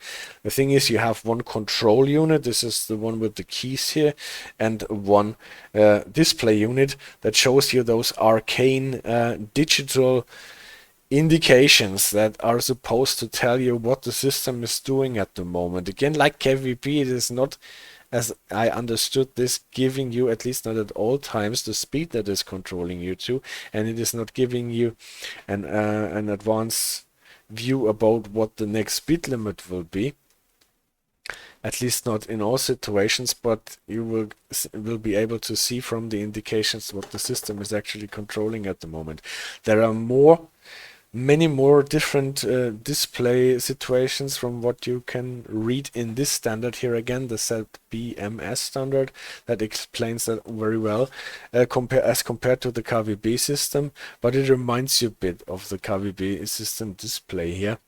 And as soon as someone decides, like Rivet or DTG, to implement this system, then I will be happy to do a stream about all the different ways that the system can tell the driver what it is controlling him or her to. The components are named differently, but in a way it is the same stuff that you have on ETCS, because it is the stuff that you need. You need one central computer. It is not longer called the EVC, the European Vital Computer, but it is a Siemens TCC computer. This is what the Siemens calls this computer here. The odometry is sometimes called the pulse giver. What is the stuff that actually tries to measure how far the train has traveled since last time it got some input from a balise or the Euroloop. Then this thing is not called the balise transmission module, but it is a balise or loop antenna, what is more or less the same. So a thing that enables us to pick up the data from the Euroloops or the balises. The train interface unit is called in the brochures that I have read, the Siemens Trainguard brochures, as I/O terminals, so input-output terminals. Whether you have a event recorder, a judicial recording unit, I think it is up to the railway if you want to have it or not. It is not an integral part of the system, but you can probably connect one. And then a very interesting feature of the system is we still have the ZSI-90 magnets in the track. That probably can be seen as Class B installations from the ETCS point of view. But wouldn't it be a great thing if we can, when slowly getting our tracks from ZSI-90 to ZSI-127 and also our trains from this system to the next one, in the period of transition, that we can still use the old ZSI-90 installations under the new hardware that is running on our new trains. And this is actually working. Like for the special transmission module, I think it was called in ETCS, where what we used to get the information of the Class B installations into the ETCS computer, we can have our Siemens TCC, our ZSI-127 hardware on the train fitted out with a device that can read those magnets and interpret it. It is called a Magnetauswerter in German, I think, if I remember correctly. A magnet reader and evaluator would be the word-by-word translation. And so we can actually have a mode of operation in our ZSI-127 train equipment that runs on ZSI-90 track equipment, in case that the line has not been updated fully with balises and Euroloops. And that is sweet if it works. I don't know how reliably it works, but from the brochures that you can read, it is at least a thing that is supposed to work. Yeah, and this system now does all the stuff that the ZSI-90 didn't do. It does especially brake curve control, from what we know from all modern system, and what even PZB is more or less emulating with its different supervision curves. Now we have full brake curve control here. Obviously we need buttons where we can override it, release, and under certain circumstances, and so on.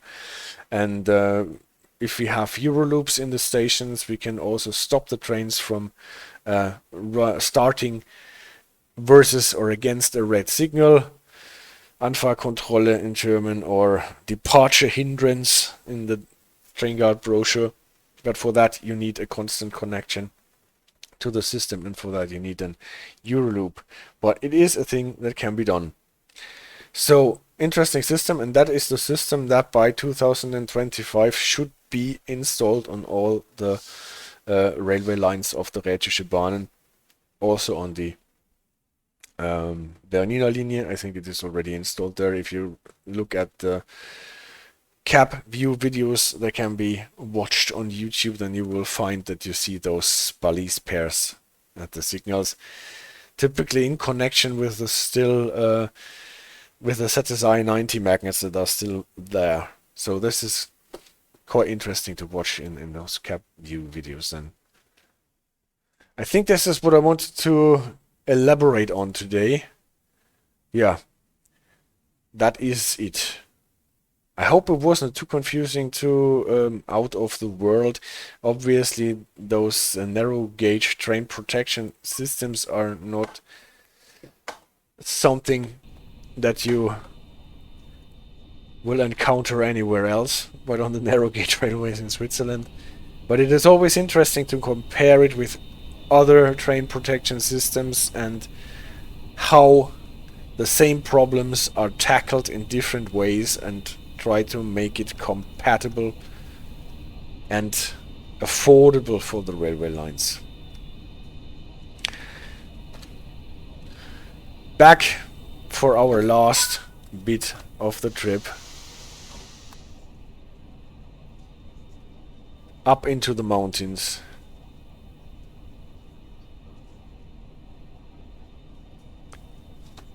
So did I forget anything? No.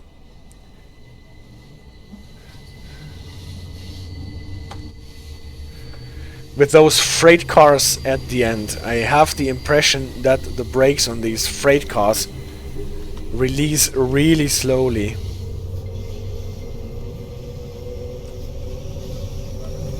.35 it was here.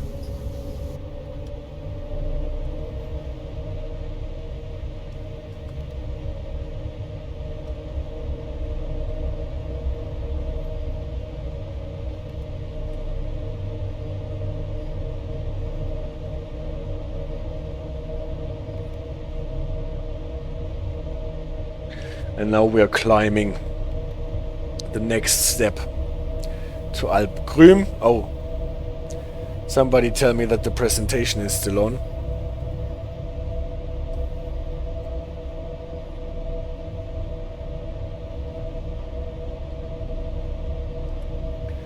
But this can be fixed. Yes, Paul, thank you very much.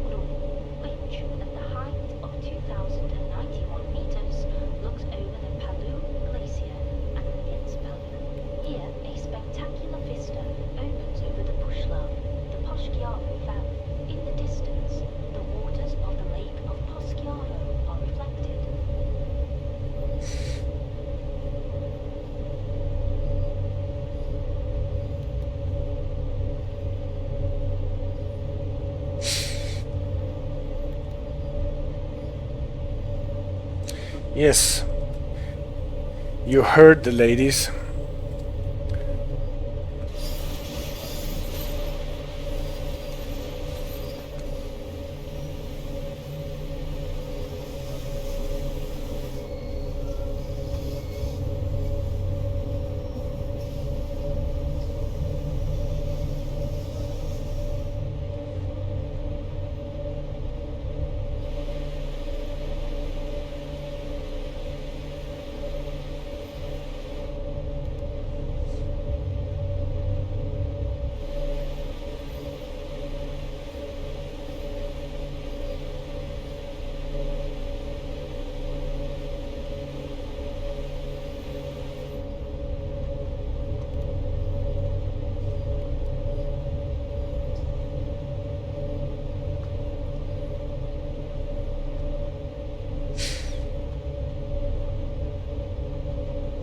When getting into Alp Grüm, we will have a very special track layout here, because we will have, yeah, this 35 was not announced, this was a 3025 on the signs.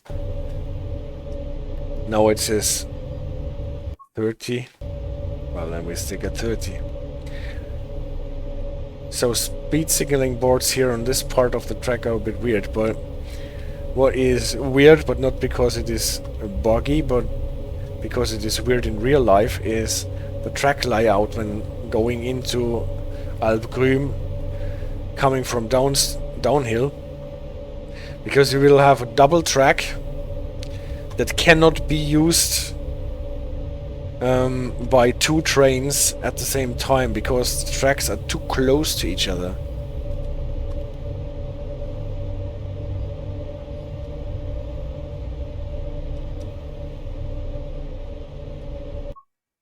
What is...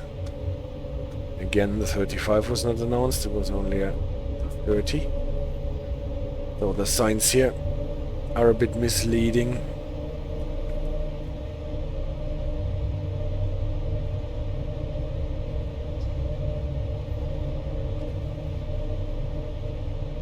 This sign here makes sense.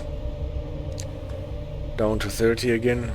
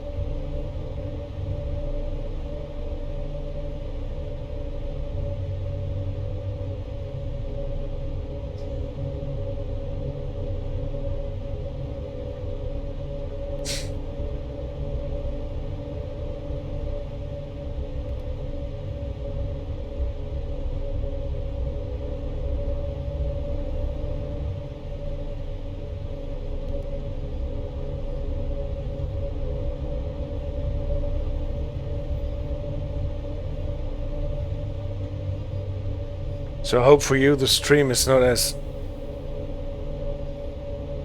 laggy as it is for me.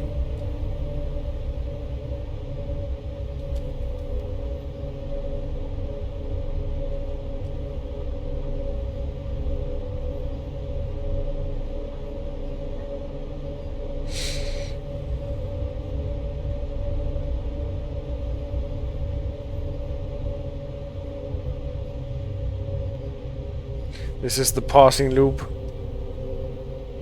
where we spatted last week.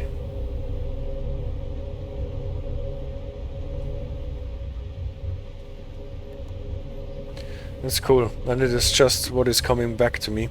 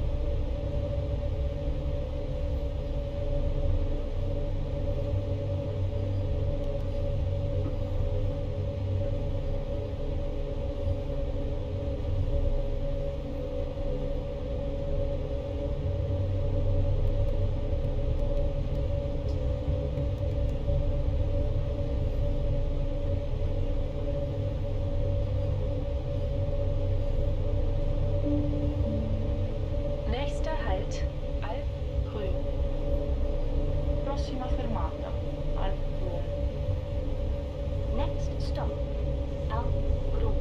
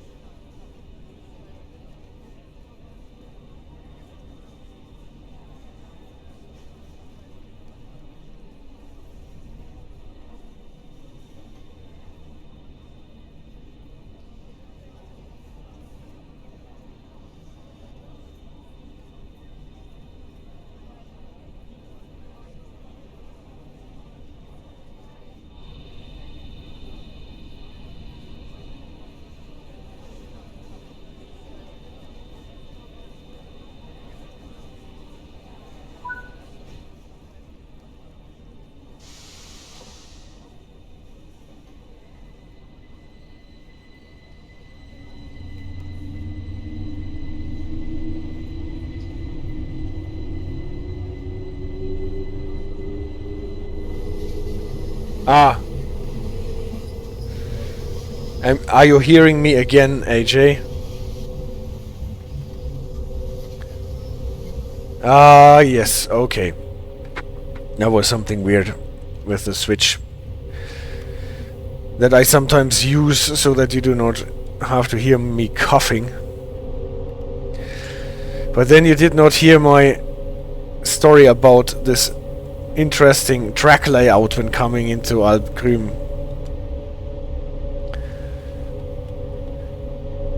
And also not that I would ask you to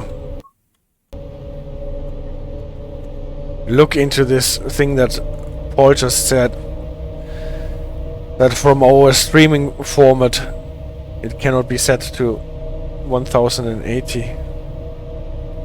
I have actually no idea what format I am streaming on.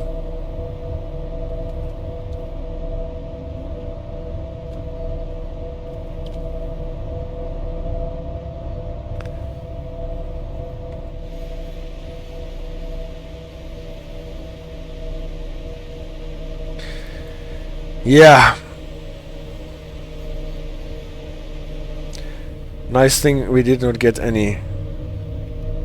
AJ will check it out, that is good.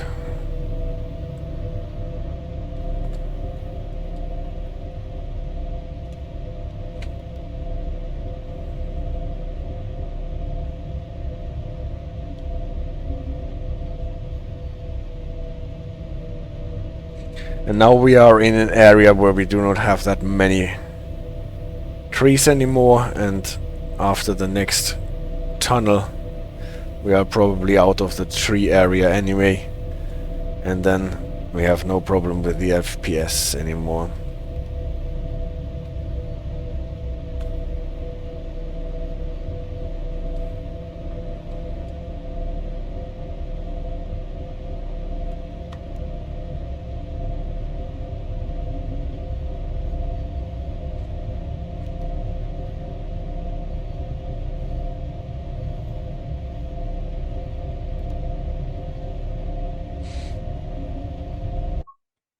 Now it's getting even to 45.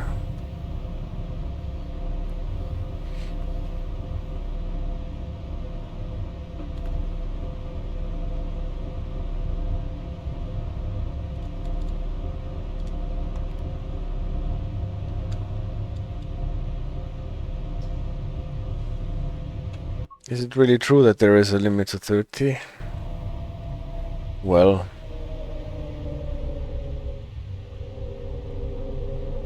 we will adhere to it anyway.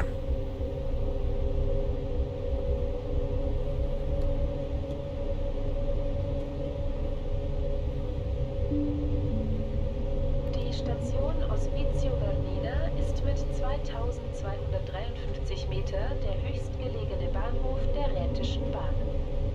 Auf der anderen Seite des Lago Bianco sehen Sie den Cambrina-Gletscher und den 3604 Meter hohen Piz Cambrina. Seit 1927 wird das Wasser des Stausees über eine Druckleitung in die 280 Meter tiefer gelegene Kraftwerkzentrale Palü geleitet. Der Inhalt des vollen Sees beträgt 18 Millionen Kubikmeter Wasser. Si trova a 2253 metri sul livello del mare, la stazione più alta delle ferrovie Reti. Sull'altro lato, il lago Bianco, si può vedere il ghiacciaio Cambrena, così come il Piz Cambrena a 3604 metri. Dal 1927, tappa della riserva.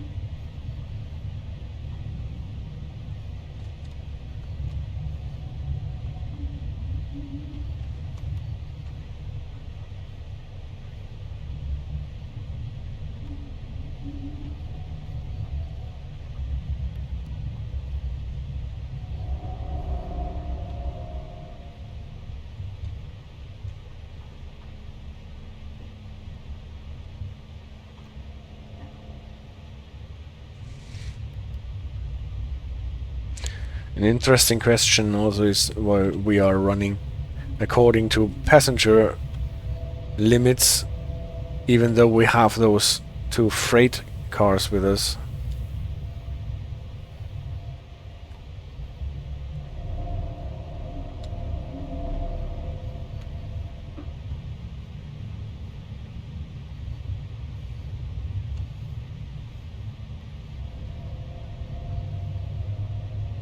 So, now we're actually approaching the last signal, I think, that we're getting, at least.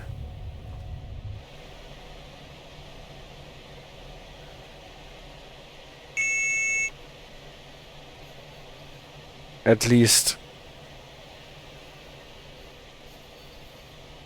the last distance signal.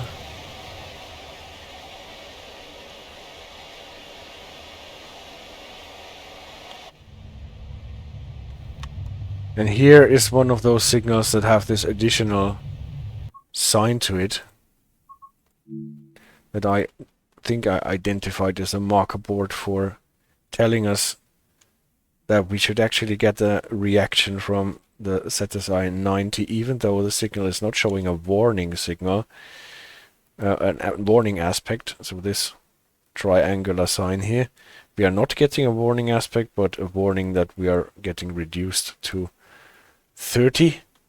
We have the magnets. Here on the right side you can see the permanent one, and on the left the electromagnet with the wiring attached to it. So I would have expected actually that this signal here tells us that even when we're getting a reduction to 30 announcement, we're getting a reaction from the ZSI, where we are not.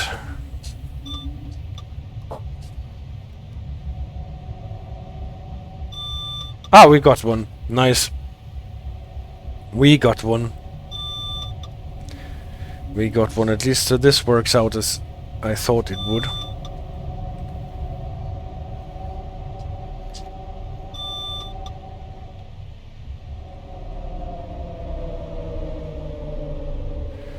And again, a short run, Kurze Fahrt signal. That is giving us another one.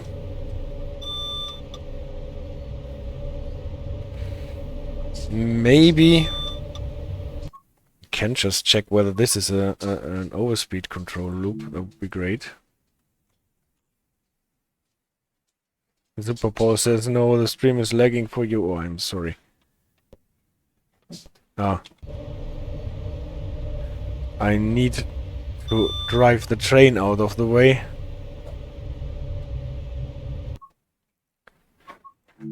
I hope the stream will recover. What are the dogs doing? Don't tell me that it is boring for you. No, I am caught with my camera here in this little thingy. Can't break out. Great.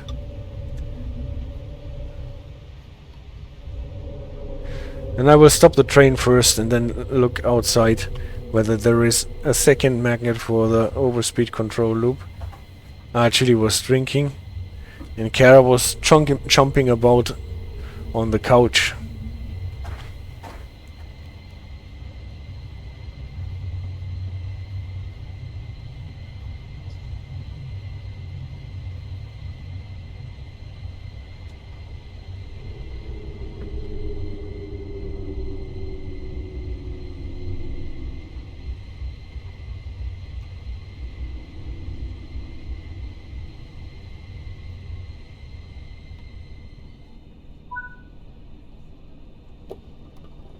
And here we are in Ospizio Bernina. What is the last station for us? It's not actually the last station on the route in real life because it goes on until St. Moritz, but for the DLC. So here, did this signal actually use a speed control loop? No, probably not. At least I cannot see a second magnet in front of that one. Anyway, here we are.